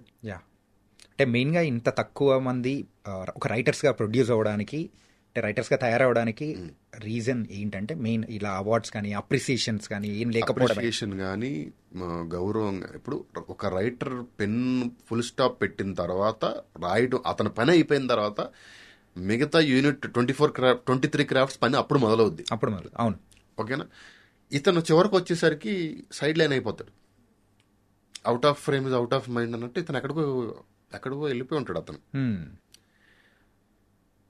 సో గుర్తింపు వైజ్ కూడా అప్పుడెప్పుడో పనిచేసిన గుర్తించడం ఒకటి కష్టం అవుతుంది, గుర్తింపు కష్టం అవుతుంది. అతని గురించి మీరు ఏ ప్రీ రిలీజ్ ఈవెంట్ చూసినా ఒక స్టోరీ రైటర్ గురించి మాట్లాడడం మనం అసలు చూడం. అన్ని క్రాఫ్ట్స్ గురించి మాట్లాడుతుంటారు కానీ ఆ స్టోరీ రైటర్ గురించి మాత్రం అతను ఇదవుతాడు. ఇప్పుడు ఇందులో నేను ఒక రైటర్ను కాబట్టి మా తరపున ఎంతో కొంత నేను కూడా చెప్పాల్సిన బాధ్యత ఉంది కాబట్టి చెప్తున్నాను తప్ప వేరే. ఆ గుర్తింపు మనం ఇండస్ట్రీ నుంచి ఇస్తూ ఇలాంటి అవార్డ్స్ నుంచి ఇస్తూ ఉంటే కొత్త రైటర్లకు ఇన్స్పిరేషన్ వస్తుంది. ఆ ప్లేస్లో మనం ఉండాలి. ఇప్పుడు నేనున్నాను సార్, నేను నా చింతనంలో నేను యంగ్గా ఉన్నప్పుడు త్రివిక్రమ్ గారిని చూసి, ఒక స్టేజ్ తర్వాత కోన వెంకట్ గారిని చూసి, కోన వెంకట్ గారు 2 కోట్లు తీసుకున్నారు కథకి, అదేంటది మన అదుర్స్ సినిమాకు దేనికో అంటే ఒక రైటర్ అలా తీసుకుంటారా, అలా వస్తుందా? త్రివిక్రమ్ గారు 1 కోటి రూపాయలు తీసుకు అంటే డబ్బుల గురించి మాట్లాడలా, అది కూడా ఒక పాయింట్. ఇప్పుడు త్రివిక్రమ్ గారు రాయడం చూసి అసలు ఏంటి అలా ఒక మనిషి ఎలా ఆలోచిస్తున్నాడు అన్న ఫీలింగ్ ఏదైతే ఉందో అది ఇన్స్పైర్ అవ్వడానికి 10 రీజన్స్ ఉండొచ్చు. బట్ అలాగా ఇన్స్పైర్ చేయడానికి 1-2 పేర్లు ఉండేవి, అది ఉండేది. ఇప్పుడు అది లేదు. అది అలాగా మనం అంతలాగా గౌరవించేలాగా లేకపోయేసరికి కొంచెం ఆ ప్రొఫెషన్ తీసుకోవడానికి ఇబ్బంది పడుతున్నారు, లేకపోతే అంత ఇంట్రెస్ట్ చూపించట్లేదేమో నా ఫీల్. అంటే ఇప్పుడు రాను రాను కూడా ఎవరైతే రైటింగ్ అంటే స్టోరీస్ ఎవరైతే రాస్తున్నారో వాళ్ళే డైరెక్టర్స్గా అనేది కూడా మారుతున్నారు కదా సార్. సార్ డైరెక్టర్ అయినా సరే అతను ఒక స్టోరీ రాయాలి కదా. అవును. ఓన్లీ సింగిల్ కార్డ్ ఉన్న స్టోరీ రైటర్లకే పేర్లు పెట్టండి, గౌరవం ఇవ్వండి అంటలేదు. ఇప్పుడు ఒక డైరెక్టర్ ఉన్నారు సార్, ఆ డైరెక్టర్ సందీప్ రెడ్డి వంగ, ఆయన కథ ఆయన రాసుకున్నారు. ఆయనకి డైరెక్టర్గాతో పాటు స్టోరీ రైటర్గా కూడా ఒక అవార్డు వచ్చింది అనుకోండి సార్. తర్వాత స్టోరీ రైటర్ రాసే వాళ్ళకి జోష్ అనేది కూడా వాళ్ళలో వస్తుంది ఆటోమేటిక్గా. ఓకే, నిజం సార్. అది లేకపోవడం వల్లే ఆ కేటగిరీ అనేది కూడా తక్కువ తీసుకుంటున్నారని కూడా అనిపిస్తుంది. అంతే కదండి. ఇప్పుడు మనం పేరు కోసం గౌరవం కోసం వస్తాము, ఆ పేరు గౌరవం రావట్లేదంటే ఆ క్రాఫ్ట్ లోకి ఎందుకు వెళ్తాం? మనం వెళ్ళాం. అదే జరుగుతుంది ఇక్కడ అంతే. ఓకే సార్, ఒక్కసారి మనము స్టార్టింగ్ ఆఫ్ యువర్ డేస్ మెయిన్గా సినిమా ఇండస్ట్రీలోకి రాకముందు, సో జబర్దస్త్ కంటే ముందు జెమినీలో ఒక షో కోసం అట్లా ట్రై చేయడం కానీ, సో ఇవన్నీ చేసుకుంటూ ఇట్లా వచ్చారు. అంటే మెయిన్గా సో ఆ జర్నీ అనేది మెయిన్గా ఆ టైంలలో మీకు బాగా తోడ్పడిన వ్యక్తులలో సో రామ్ ప్రసాద్ గారు. సో ఆ ఫ్రెండ్షిప్ అనేది ఎక్కడ ఊరి నుంచి ఉందా లేకపోతే ఎట్లా సార్? అది యాక్చువల్గా సార్ నాకు ఆ జర్నీలో నన్ను నాగా నిలబెట్టిన ఇద్దరు, ఫస్ట్ రామ్ ప్రసాద్ ఫ్రెండ్, అతని గురించి చెప్తా. బట్ నేను మనం తెగిపోయిన గాలిపటంలో హైదరాబాద్ వచ్చి ఒక చెట్టు కొమ్మకి పట్టుకునేంత వరకు నన్ను నడిపించింది మా ధనరాజు గారు, యాక్టర్ ధనరాజు, పుష్ప భాస్కర్ అని ఒక ఆవిడ. వాళ్ళిద్దరూ నన్ను అసలు సొంత కొడుకుని కూడా ఎవరు అంతలాగా ప్రమోట్ చేయరు. అంత రేంజ్లో నన్ను వెళ్ళిన ప్రతి చోటకి మావోడు మావోడు మావోడు మావోడు మావోడు మావోడు అని చెప్పి చెప్పి చెప్పి నాకు ఏ ఇష్యూ వచ్చినా కూడా అసలు మా ఇంట్లో మా మమ్మీ డాడీని ఎలా అడిగి నేను డబ్బులు తీసుకుంటానో అంత చనువుగా నాకు ఏ అవసరం ఉన్నా సరే నాకు పిలిచి ఇంటికి తీసుకొచ్చి ఇచ్చి అంత నన్ను సపోర్ట్ చేసి నన్ను నేను వచ్చి సెటిల్ అయ్యేంత వరకు నన్ను నిలబెట్టింది మాత్రం వాళ్ళిద్దరు, ధనరాజు గారు, పుష్ప గారు. బట్ ఈ జర్నీలో ఫ్రెండ్ గా రామ్ ప్రసాద్ నేను అనేది మే ఇద్దరు స్ట్రగ్లర్సే. మేమిద్దరం కలిసి మాట్లాడుకోవటం, కలిసి తిరగటం, కలిసి కలగడం, ఏదో చేయాలని ఒక ఇద్దరు రూమ్మేట్స్ ఎలా ఆస్పైరింగ్ రూమ్మేట్స్ ఎలా ఉంటారో అలాంటి ఒక మోరల్ సపోర్ట్ మీ ఇద్దరం ఒకరికొకళ్ళు ఆడేదవుతాడు నేనేదో అవుతాను ఈ టైప్లో ఇద్దరం ఉండేవాళ్ళం. బట్ నాకు ఆ టైంలో మాత్రం నిలబడింది మాత్రం వాళ్ళిద్దరు. Okay, nice sir. అండ్ ఆ జబర్దస్త్ నుంచి మెయిన్గా ఆ బయటికి వచ్చి రావడానికి ద రీజన్ ఏంటి సార్? మనం జబర్దస్త్ కోసం రాలేదు సార్ ఇండస్ట్రీకి. మనం సినిమా కోసం వచ్చాం. జబర్దస్త్ అనేది ఒక ప్లాట్ఫామ్, నాకు ఒక ఎక్స్కలేటర్ లాగా. మనం పై ఫ్లోర్ లాగా వెళ్ళాలంటే ఎక్స్కలేటర్ లాగా నాకు అది ఉపయోగపడింది. ఓకే, సో ఇది ఉపయోగపడిందని ఎక్స్కలేటర్ ఎక్కడాక మనం రాలేదు, పై ఫ్లోర్ వచ్చింది కదా. సో అలాగా అది నేను దాంట్లో కంఫర్టబుల్ గా సంపాదించుకున్నాను, కొంత నిలబడ్డాను, నా మీద నాకు కాన్ఫిడెన్స్ బిల్డ్ అయింది. దాని తర్వాత సినిమా ఇండస్ట్రీ కోసం వచ్చిన తర్వాత ఇక్కడ డబ్బులు వస్తుంది, పేరు వస్తుందని మనం ఇక్కడ ఉండిపోతే మన ఎండ్ ఆఫ్ ది డే డబ్బుల కోసం వచ్చిన వాళ్ళని అయిపోతాం. అది కాదు మనకు కావాల్సింది, సినిమాల్లో ఉండాలి అని. నా 75th ఎపిసోడ్కి సార్ థియేటర్ మన జబర్దస్త్ స్టూడియో ఫ్లోర్లో నుంచి బయటకు వచ్చి చెప్పులు తీసి దండం పెట్టుకుని మళ్ళీ లైఫ్లో సినిమాల కోసం వెళ్తున్నాను, సినిమా ఇండస్ట్రీకి వెళ్తున్నాను, మళ్ళీ నీ దగ్గరికి రాకుండా నన్ను అక్కడే ఉండేలా నన్ను బ్లెస్ చేయి నువ్వు అని దండం పెట్టుకుని వచ్చా. సో అంటే అది దాని అర్థం ఏంటంటే దానికి నాకు ఆ ప్లేస్ అన్నా కూడా అంత రెస్పెక్ట్, అంత గౌరవం. నాకు ఆ ప్లేస్ ఇక్కడ వరకు నన్ను నిలబెట్టావు, ఇక్కడ నుంచి కూడా ఇలాగే ముందుకు వెళ్ళాలని కోరుకున్నాను, దండం పెట్టుకుని ఇండస్ట్రీకి వచ్చా. ఓకే, అనసూయ గారితో ఈ పరిచయం కానీ మరి అక్కడ ఎలా ఉంది? అప్పుడే జబర్దస్త్ టైంలోనేనా లేకపోతే ముందు కూడా ఉన్నింది కదా సార్? జబర్దస్త్ కంటే ముందు లేదండి. జబర్దస్త్ జెమినీలో ఒక షోకి, అది జబర్దస్త్ తర్వాతేనా సార్? ఓకే, జబర్దస్త్ తర్వాతే. జబర్దస్త్ స్టార్ట్ అయినప్పటి నుంచి అక్కడ కొంచెం తెలుసు. దాని తర్వాత ఇంకొక అలీ టాకీస్ అప్పుడు కొంచెం ఎక్కువ క్లోజ్గా మాట్లాడడం, ఎందుకంటే తను రోజు యాక్టింగ్ అప్పుడు దాంట్లో స్కిట్లు చేయాల్సి వచ్చేది. అప్పటి వరకు తను యాంకరింగ్ చేయడం తప్ప యాక్టింగ్ ఎప్పుడు చేయలే. సో ఫస్ట్ టైం రోజు వచ్చి నా దగ్గరికి వచ్చి మాట్లాడుకొని ఇలా రిహార్సల్ చేసుకొని ఇలా ప్రాక్టీస్ చేయడంలో ఒక పరిచయం. ఇది మా ఇద్దరి మధ్య ఒక వామ్ ఫ్రెండ్షిప్. ఎప్పుడు మీ ఇద్దరు రెగ్యులర్ గా మాట్లాడుకోము, ఎప్పుడన్నా సందర్భం ఉంటే తప్ప. బట్ ఇద్దరంటే ఒక విపరీతమైన మ్యూచువల్ రెస్పెక్ట్ ఉంది ఇద్దరికి.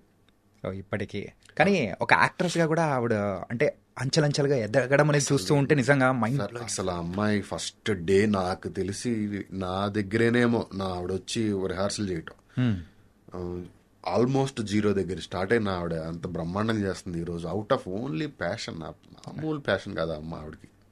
అసలు ఎక్కడి నుంచి ఎలా ఏంటి అనేది ఒకసారి అబ్జర్వ్ చేసుకుంటే నిజంగా వండర్ఫుల్ అనిపిస్తూ ఉంటుంది. ఓకే, అండ్ అలాగే so coming to your family sir, so పిల్లలు ఎంతమంది ఏంటి? ఒక అబ్బాయి, మా వైఫ్ మళ్ళీ షీస్ క్యారింగ్ 8th month ఇప్పుడు. Oh, expecting a baby soon. Nice nice sir. Oh ఎట్ sir, love marriage arrange marriage? Arrange marriage. ఎక్కడ కోవిడ్ టైంలో ఏమైనా జరిగిందా ఏంటి? కోవిడ్ టైంలోనే కదా, చాలా తక్కువ మంది. అవును. ఏంటి ఆ అనుభవం ఏంటి అసలు? దాని మీద కూడా ఏమైనా స్టోరీ రాస్తారేమో అనిపించింది. లేదండి, అదే అప్పుడప్పటి వరకు అనుకున్నాం, కోవిడ్ టైంలో కుదిరింది, మనం కూడా పారిపోవడానికి ఛాన్స్ లేదు. లాక్ చేసేసారు, లాక్డౌన్ చేసి మరి పెళ్లి చేశారు. ఓకే, ఏంటి లవ్ మ్యారేజ్ సార్? లేదు సార్, అరేంజ్మెంట్. మా మామయ్య గారి అమ్మాయి, మా మదర్ వాళ్ళ తమ్ముడు కూతురు. ఓకే ఓకే, బంధువులు. Okay, so coming to the next future project sir. ఇంకేం అనుకోలేదు సార్, ఇప్పుడు కొంచెం 2 ఐడియాస్ ఉన్నాయి, లేకపోతే 2-3 ప్లాన్స్ ఉన్నాయి. బట్ ఇప్పుడు వెళ్ళి కొంచెం కన్ఫర్మ్ చేసుకుని వెళ్ళాలి. బట్ దానికి కొంచెం టైం తీసుకుందాం, కంగారు పడకుండా ఒక 1 week 10 days ప్రశాంతంగా రిలాక్స్ అయ్యి దాని తర్వాత ఆలోచిద్దాం దాంట్లో. ఓకే సార్, చిన్న rapid fire please. Favourite hero? Chiranjeevi గారు. చిరంజీవి గారు. మరి చిరంజీవి గారికి స్టోరీ చెప్పాలని కానీ ఆయన గురించి రాయాలన్న స్టోరీ ఏదన్నా అనుకున్నది కానీ ఉందా? ఉంది, బట్ చేస్తాం అనుకుంటున్నాను. ఆయన అవకాశం ఇస్తే డెఫినెట్ గా చెయ్యాలి సార్. ఓకే, మీట్ అయినప్పుడు ఏమన్నా అంటే ఆ ఒక అనుభూతి కానీ? ఇంకా అది ఏం చెప్పలేము సార్. ఇంకా ఎలా చెప్పాలి అంటే, నేను నా ఈగో కానీ లేకపోతే నేను అన్న ఒక ఇది కానీ పక్కన పెట్టి, నేను ఆయన ఫ్యాన్ని, ఆయన అంటే నాకు పిచ్చి అనేంత ఇష్టం ఆయన. నాకే కదా, మా ఫ్యామిలీ మొత్తానికి. మేము అందరం కలిపి ఒక చిన్నప్పుడు ఫ్యామిలీ అందరూ కలిపి ఒక రిక్షా మాట్లాడుకుని ఒక సినిమాకి వెళ్తాము అంటే అది ఓన్లీ చిరంజీవి గారి సినిమాకి, వేరే ఏ సినిమాకి వెళ్ళలేదు మేము లైఫ్లో. ఓకే, నాకు ఊహ తెలిసినప్పటి నుంచి చిరంజీవి గారే హీరో. అసలు ఇంకా ఇప్పుడు కొంచెం ఎవాల్వ్ అయ్యాము, ఇప్పుడు అలాంటి మాటలు మాట్లాడకూడదు. కానీ నా చిన్నతనంలో ఆర్ఎల్స్ నాకు ఒక టీనేజ్ అయిపోయేంత వరకు చిరంజీవి హీరో అంటే చిరంజీవి అంటే హీరో. ఓకే, ఇంకా వేరే ఎవరు అసలు మైండ్ లో కూడా అసలు అసలు మిగతా అంతా అవుట్ ఫోకస్ ఉండేది ఒక టైంలో. ఓకే, అంత పిచ్చి ఆయన అంటే. మీరు కాలేజ్ డేస్ లో నార్మల్ గా ఉన్నప్పుడు సో అసలు ఈ సినిమాకి రక్తాలు చిందించి వెళ్ళాం రా బాయ్, సాధించాం టికెట్లు అని అనిపించిన ఏదైనా సినిమా ఉందా? రక్తాలు చిందించాం కాదు, జై చిరంజీవి సినిమాకైతే మా కాలేజీలో పక్క మా కాలేజీలో ఇంజనీరింగ్ అంటే అందరూ ఏరియాల్లో ఉంటారు కదా. రక్తం చిందించాం అంటే రక్తం చిందించా అంటే ఆ టైప్ ఆఫ్ ఎఫర్ట్ పెట్టాము అని చెప్పేసి. ఖుషీ సినిమాకి దెబ్బలు తిన్నాం. ఖుషీ సినిమాకి పోలీసులు సైకిల్ ట్యూబ్లు ఉంటాయి కదా, ఆ ట్యూబ్లు పెట్టి కొట్టారు మమ్మల్ని. ఎక్కడ సార్ ఇది?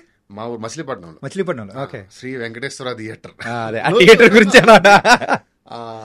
ఇంకోటి చిరంజీవి గారి ఇందిరా సినిమాకి కాలేజ్ ఎగ్గొట్టి వచ్చాను. నాకు అప్పటికి ఇప్పుడు నూన్ షో అంటే మనకి 11 o'clock షో, మార్నింగ్ షోని నూన్ షో అంటారు, మధ్యాహ్నం మ్యాట్నీ. నూన్ షో నాకు అప్పుడు సరిగ్గా తెలియక నూన్ షో అంటే మ్యాట్నీయే, మార్నింగ్ షో అంటారు కదా, నూన్ షో అంటే మధ్యాహ్నం షో అయ్యి ఉంటుందని బ్లాక్ లో కాలేజ్ ఎగ్గొట్టి వచ్చి మ్యాట్నీకి సైకిల్ స్టాండ్ లో నేల టికెట్ ₹5 టికెట్ 50 రూపాయలకు ఎంతకో కొనుక్కొని లోపలికి వెళ్తే వాడు టికెట్ చెక్ చేస్తా కదా, వచ్చినప్పుడు చూస్తే నూన్ షో టికెట్ ఎవడొక సీట్ లేదు. వాడు నుంచుని ఆ సీట్ గురించి అడుగుతుంటే వచ్చి చూస్తున్నారు నూన్ షో అండి. షార్ట్ పట్టలు ఇస్తారు, బయటకు తీసుకొచ్చారు. ఏంటంటే ఒరే ₹50 కొనుక్కొచ్చాను రా నేను. ఏంటంటే నూన్ షో కదా నేను వచ్చిందా, నూన్ షో అంటే మార్నింగ్ షో. ఇది మ్యాట్. వాడు సైకిల్ స్టాండ్ లో నాకు మార్నింగ్ షో చూసి టికెట్లు అంత స్పీడ్ లో చెంపరు కదా, వదిలేస్తారు, ఒకటే ఫ్లోర్ వదిలేస్తారు కదా. వాడు ఆ చెంపన్ టికెట్ నాకు బ్లాక్ అమ్మేసి వెళ్ళిపోయాడు. పెద్ద మోసం సార్ అది. మోసం. ఓకే, మ్యాట్నీ మిస్ అయ్యాం. మళ్ళీ ఆ సినిమా ఫస్ట్ షోకి వెళ్ళారా? ఖుషీ సినిమానా? ఇందిరా సినిమాకి. Okay sir, favourite heroine? నాకు స్నేహ గారు అంటే చాలా ఇష్టం అండి. అసలు మన హీరోయిన్ స్నేహ Yeah. గారు కదా, కాలేజ్ టైంలో ఆవిడ ఫోటోలన్నీ ఇంటర్నెట్ లో డౌన్లోడ్ చేసి దాన్ని సీడీలోకి రైట్ చేయించి Yeah. దాన్ని ఫోటో స్టూడియోకి తీసుకెళ్లి దాని ఫోటో కాపీలు కడిగి ఇంట్లో గోడ మీద అంటించి కాలేజ్ రూమ్ లో ఉండేటప్పుడు నాకు అసలు విపరీతం. ఓకే. ఆవిడ హస్బెండ్ ప్రసన్న గారు. చేసుకుంది, అప్పుడు ఈగో సాటిస్ఫై. ఇలా కూడా ఈగో సాటిస్ఫై చేసుకుంటారా సార్? సో ఎప్పుడైనా కలిసారా? లేదు సార్, నా డ్రీమ్ ఆవిడ. నాకు ఈ గాడెస్ తో సమానం, అంత ఇష్టం నాకు ఆవిడ. బట్ పని చేసే అవకాశం రాలేదు. అంటే యూజువల్గా మళ్ళా మిడిల్ క్లాస్ అబ్బాయి ఎవరన్నా ఉండి ఈ స్థాయికి వచ్చారంటే ఖచ్చితంగా ఫోన్లలో ఒక హీరోయిన్ ఫోటో అన్న పెట్టుకున్న సందర్భాలు ఖచ్చితంగా ఉండే ఉంటాయి. అంటే ఆరాధ్యంగా మనం భావించి ఉంటాం అనమాట. నా లైఫ్ లో ఆవిడే. Sir soon mummy Ramdas cinema చూస్తుంటే, రామ్దాస్ సినిమాలో వాళ్ళిద్దరు పెళ్ళైన తర్వాత నెక్స్ట్ డే ఆవిడ వంకాయ కలర్ శారీ కట్టుకుని బయటకు వచ్చి ఇంట్లో నుంచి ఆ చిలకన ఏదో తీసుకొస్తారు. ఆ సీన్ చేస్తే ఇంట్లో భోజనం చేస్తే, ఇలాంటి అమ్మాయినిచ్చి పెళ్లి చేయాలరా నీకు మా మమ్మీ. ఆహా అంటే అన్నావు కానీ ఓహ్ ఎంత సూపర్. కానీ తొందరలో మీ కోరిక నెరవేరాలని కూడా కోరుకుంటున్నాను, స్నేహ గారిని మీట్ అవ్వాలి. ఓకే సార్, మీరు ఎవరైనా కానీ మీ ఫస్ట్ మూవీ డైరెక్ట్ చేస్తే సో పలాని యాక్టర్తో చేయాలని అనుకున్న సందర్భాలు, సో ఆయన్ని డైరెక్ట్ చేయాలని అనిపిస్తుంది కదా, అలా ఎవరైనా ఉన్నారా? అలా లేదు సార్, ఇలాంటి కథతో చేయాలన్న ఆలోచన ఉంది తప్ప అలాంటి హీరో అది లేదు, డెఫినెట్ గా లేదు. అది నేను స్ట్రైట్ గా చెప్తున్నా, అంటే మోడెస్టీ లేకుండా. ఇలాంటి కథ చెయ్యాలి అన్న ఇంట్రెస్ట్ ఉంటదేమో కానీ ఆ కథకి ఎవరు కుదురుతారో బెస్ట్ చూస్ చేసుకోవాలి తప్ప ఎవరెవరితో చేయాలి అంటే అందరితో చేయాలని ఉంటుంది, అది వేరే. బట్ అది ఏ టైప్ ఆఫ్ కథ, అది కూడా సేమ్ కమర్షియల్ మంచిగా లేదండి. కొంచెం ఈ సినిమా ఈ కథ ఇతను రాసాడు, ఇంతకాలం ఏమైంది ఇతను కానీ అలాంటి కథ చేయాలని కోరిక. ఓకే, ఏదో అవుట్ ఆఫ్ ద బాక్స్ పెద్దగానే ఆలోచిస్తున్నట్టు అనిపిస్తుంది. ఓకే, అంటే favourite director sir? K Viswanath garu. సంబంధం లేదు, 1 to 10 కె విశ్వనాథ్ గారు. ఓకే, ఏది ఇచ్చినా కానీ కె విశ్వనాథ్ గారు. కె విశ్వనాథ్ గారి మూవీలో మీకు బాగా నచ్చిన మూవీ, ఎక్కువ సార్లు చూసిన మూవీ? ఎక్కువ సార్లు చూసింది మన స్వాతిముత్యం, సాగర్ సంగమం. ఒకటి కాదండి, అసలు సీడీలు అరగొట్టేసారు. అసలు ఆ డివిడి ప్లేయర్ ఏమైపోయింటుందో, ఉందా పోయిందా? ఓకే, అంటే సార్ మీరు రైటర్గా అయిన తర్వాత కానీ లేకపోతే ముందు నుంచి రైటర్గా ఎప్పుడైతే స్టార్టింగ్ డేస్లో ఉంటాయో, అరే ఆ రైటర్లా రాయాలి, అలా ఉండాలి అని చెప్పేసి అనుకున్న సందర్భం? త్రివిక్రమ్ గారు. ఎందుకు సార్, రీజన్ ఎనీథింగ్? అసలు నేను టీనేజ్లోకి వచ్చేసరికి ఎక్కడో కదండి ఆయన, అసలు రాస్తంటే ఏం అర్థమయ్యేది కాదు అసలు. ఏంటి ఏం మాటలేదు, గన్ను పెట్టి దర్రని ఫైరింగ్ చేస్తున్నట్టుండే థియేటర్కి వెళ్తే. ఓకే, సో నేను ఇంకా నూనా నచ్చే సినిమా నేను థియేటర్లో చూడలేదండి. అప్పటికి మా ఇంట్లో కాలేజీలో చెప్పే కదా మీకు, ఓన్లీ చిరంజీవి గారి సినిమాలు తప్ప మిగతా సినిమాలు అసలు పంపించేవాళ్ళు కాదు, ఇది కాదు. నేను ఆడియో క్యాసెట్ విన్నా, నూనా నచ్చావు సినిమా థియేటర్లో. అవును, అప్పట్లో వచ్చే ఓన్లీ క్యాసెట్లు ఉండే. ఆడియో క్యాసెట్ పెట్టి చూస్తుంటే అందులో మన సుహాసిని గారి డైలాగులు, క్లైమాక్స్ లో డైలాగులు, ఇవి అవి అసలు ఏంటంటే ఎవడే అసలు కరెక్ట్ గా చెప్పాలంటే ఎవడరా ఇడు అలా మాట్లాడుకుంటాం కదా. అలా ఏంటి ఏం మాట్లాడుతుంది అసలు, అప్పుడే గ్యాప్ ఇవ్వడే దేనికి మధ్యలో పాజు టేప్ రికార్డర్ పాజు పెట్టుకుని నవ్వుకొని మళ్ళీ పాజు పెట్టుకుని నవ్వుకొని అలా అలా అలా అంత అసలు ఎక్స్ట్రీమ్ ఆయన తర్వాత డైరెక్టర్ గా మారిన సందర్భంలో కూడా. సో ఆయన నచ్చిన మూవీస్ సార్, ఈవెన్ డైరెక్టర్ గా రైటర్ గా? అతడు టాప్. ఓకే, అసలు అదైతే వేరే లెవెల్. నేను ఇంజనీరింగ్ లో ఉన్నప్పుడు నాకు తెలిసి ఫస్ట్ రోజు 3 సార్లు చూసినట్టున్నాం. ఫస్ట్ రోజే మా ఇంటి ముందు, మా రూమ్ ముందు థియేటర్. అట్లా కాబట్టి బెల్ కొడుతుంటే పైగా ఆ టికెట్లు ఇచ్చే వాళ్ళు అందరూ మా ఇంటి ముందు ఆపోజిట్ లో అక్కడక్కడే ఉండేవాళ్ళు. సో అక్కడ పనిచేసే వాళ్ళందరూ అక్కడే పనిచేస్తుండేవాళ్ళు. వాళ్ళు మనం వెళ్ళక మనకు టికెట్ ఆల్రెడీ కింద బుక్ కింద పెట్టేవాళ్ళు, వస్తే టికెట్ తీసుకుని వెళ్ళిపోయాడు. కాదు సార్, ఈ లెక్కను చూసుకుంటే మీరు క్లాసులలో కంటే థియేటర్లో ఎక్కువ ఉన్నట్టు అనిపిస్తుంది. నిజమే, చాలా కష్టపడి అటెండెన్స్ మెయింటైన్ చేసేవాళ్ళం. మరి సబ్జెక్టులు ఏమైనా పెట్టుకున్నారా? మొన్న ఈ సినిమా డ్రాగన్ చూసారా? చూసా. ఏంటి 48? 48 లేదు సార్, 18 లాస్ట్ సెమ్ లో 18 క్లియర్ చేసాం ఒకటేసారి. అయ్యా దేవుడు అయ్యా. 4-2లో మా ఇంట్లో వాళ్ళు తెలీదు, వీడికి ఎన్ని ఉన్నాయని కూడా తెలీదు, ఇప్పటికప్పుడు అయిపోయినాయి అని చెప్తుండేవాళ్ళం. But end of the day అయిపోయేసరికి అన్ని అయిపోతే తెలిసిపోద్ది కదా, అప్పుడు తెలుస్తుంది. అవును. సో 18 18 రాసాం ఒకటేసారి. 18 ప్లస్ 2 4-2 ఎగ్జామ్స్, 2 4-2 ప్లస్ బ్యాక్లాగ్స్ 18, 20. పొద్దున ఒకటి రాస్తే మధ్యాహ్నం ఒకటి రాయాలి, పొద్దున ఒకటి రాస్తే మధ్యాహ్నం ఒకటి రాయాలి. అన్ని లేచాం. ఇందులో హైలైట్ ఒకటి చెప్తా. అప్పటికి మాది ట్రిపుల్ ఈసీకి బ్రాంచ్ గొడవలు ఏవో చిన్న చిన్న జరుగుతుండే. సో వాళ్ళకి మేమంటే పడేది కాదు. ఓకే. సో ఎగ్జామ్ రాస్తున్నప్పుడు 2 క్వశ్చన్లు రాశాను. రాసిన తర్వాత ముందు బెంచ్ ఎరేజర్ అడిగా, అప్సరా ఎరేజర్, దానిపైన కవర్ కూడా. వాడు ఎరేజర్ ఇచ్చాడు. ఎరేజర్ వాడి దగ్గర తీసుకున్న మా ఈసీ ఇన్విజిలేటర్ వచ్చింది మాకు. ఓకే. వచ్చాక ఆవిడ ఎరేజర్ తీసుకుని పెట్టి రాస్తా ఉంటే ఆవిడ వచ్చింది, ఏం తీసుకున్నాడు దగ్గర నుంచి అని. ఎరేజర్ అండి అని. ఎరేజర్ కాదు ఏదో తీసుకుంటే. ఎరేజరే మేడం తీసుకుంటే తీస్తే వాడు నిన్న ఎగ్జామ్ కి కాపీకి 2 ఫార్ములాలు రాసుకొచ్చాడు దాని మీద. అది పెన్సిల్ తో రాస్తాం కదా, ఎరేజర్ రాసి దాంట్లో పెట్టి తెచ్చాడు. ఇది ఏంటిది, నేను వాడి దగ్గర ఇది తీసుకునేది రాసాను. మేడం ఈ ఎగ్జామ్ వేరు, నేను చూస్తే ఇది వేరు అది వేరు, అది నిన్నటిదండి, నాకు తెలియదు, అది నిన్నటిది ఇప్పుడు ఎందుకు వాడుతున్నావు నాకు తెలియదు, ఇందులో వస్తుందో లేదో నాకు తెలియదు, నువ్వు వాడి దగ్గర తీసుకున్నావు, ఇందులో ఉంది ఇది ఇది అంటే. అసలు నేను ఉన్న ప్రెషర్కి 18 పాస్ అవ్వాలి, అసలు నిద్ర పొద్దున్న మధ్యాహ్నం తేడా లేకుండా రాస్తున్నాం. ఇంకోటి అంటే నాకు తప్పు లేదు. ఓకే. మన తప్పు ఎప్పుడైతే లేదో ఎవడి మాట వినే పని లేదు అసలు. అని ఆవిడ నువ్వు ఇది అసలు ఎలా లెక్చర్ అయ్యావు నువ్వు అని స్ట్రైట్ షాక్. ఎలా లెక్చర్ అయ్యావు నువ్వు, ఈ ఫార్ములా ఏ ఎగ్జామ్ లో ఏ సబ్జెక్ట్ లో ఉంటుందో తెలియకుండా అసలు ఎలా లెక్చర్ అయ్యావు నువ్వు, ఏ ప్రెషర్ లో ఉంటారో ఏ టైంలో రాస్తారో ఇది తెలియదు, కాలేజ్ కూడా వాళ్ళు చిందులో పెడతారంటే మీరు సంబంధం లేకుండా అది ఇది ఇదని అరిస్తే ఆవిడకి అందరి ముందు దయపోయి ఉక్రోషం వచ్చి నా ఆన్సర్ షీట్ తీసుకుని మధ్యకి చింపేసి, వెళ్ళు ఇప్పుడు ఏ గొడవ చెప్తావు చెప్పు, ఏం మాట్లాడతావు మాట్లాడు, నాకు తెలియదు, ఏం చేయాలో తెలియదు, నాకు ఎలా చింపాలో తెలియదు, నువ్వేం చేస్తావు చేసుకొని చింపేసి వెళ్ళిపోయిన తర్వాత అక్కడ నుంచి డైరెక్ట్ గా మా హెడ్ ఆఫ్ ది డిపార్ట్మెంట్ దగ్గరికి వెళ్ళా. సార్ ఇలా అయింది సార్ అన్నాడు. సార్ అలా బాగుందా, ఏడిచేస్తున్నారు మన బ్రాంచ్ మీద, పద అని ప్రిన్సిపల్ గారి దగ్గరికి. ఇది అప్పుడు అట్లా హెడ్ ఆఫ్ ది డిపార్ట్మెంట్ లో కూడా కొంచెం పడేది కదా, వాళ్ళకి ఉంది ఆ టైంలో ఉంది. ఓకే. చచ్చిపోతున్నారు అదవాళ్ళు మనం అంటే పద అని చెప్పి ప్రిన్సిపల్ గారి దగ్గర తీసుకెళ్ళిన తర్వాత నేను చూస్తాను మీరు వెళ్ళిపోండి అన్నారు. ఇంకా అయిపోయింది, ఇక ఇది పోయింది, మిగతా అన్నీ ఇక చూసుకోవాలన్న ఫీలింగ్ లో ఉంది. కట్ చేస్తే 2 16 32 వేసి పాసు. ఏం జరిగిందంటే నేను వెళ్ళిపోయిన తర్వాత దాని మీద కాలేజ్ సీల్ వేసి ప్లాస్టర్ వేసి, ఇది అనుకోకుండా బై మిస్టేక్ బ్యాగ్ క్యారీ చేస్తాం వల్ల చిరిగిపోయిందని వేసి, దాని మీద principal stamp, H of the department stamp వేసి, దాని ముందు ఒక లెటర్ అటాచ్ చేసి, బై మిస్టేక్ జరిగింది ఇది, దీని కాలేజ్ మాకు తెలిసే జరిగింది, సో దీన్ని కరెక్ట్ గానే కన్సిడర్ చేయాలి అని వాళ్ళు లెటర్ పెట్టి మరి పంపించి పాస్ అయిపోయారు.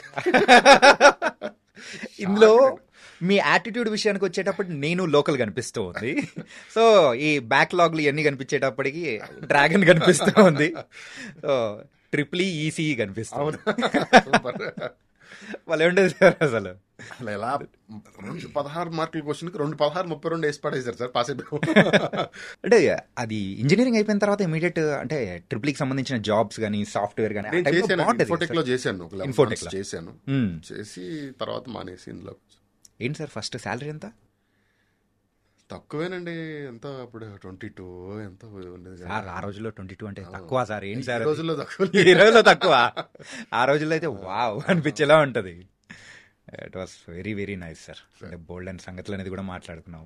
అండ్ ఒక engineering student, so trend as a so writer and also now you are going with an good flow. And మాకు మంచి మంచి ఎంటర్టైనింగ్ మూవీస్ అనేది కూడా ఇవ్వడం చాలా సూపర్ గా ఉంది sir journey Kali. Thank you అండి. Wonderful, and thank you so much for coming here. My pleasure sir. Thank you. Thank you sir.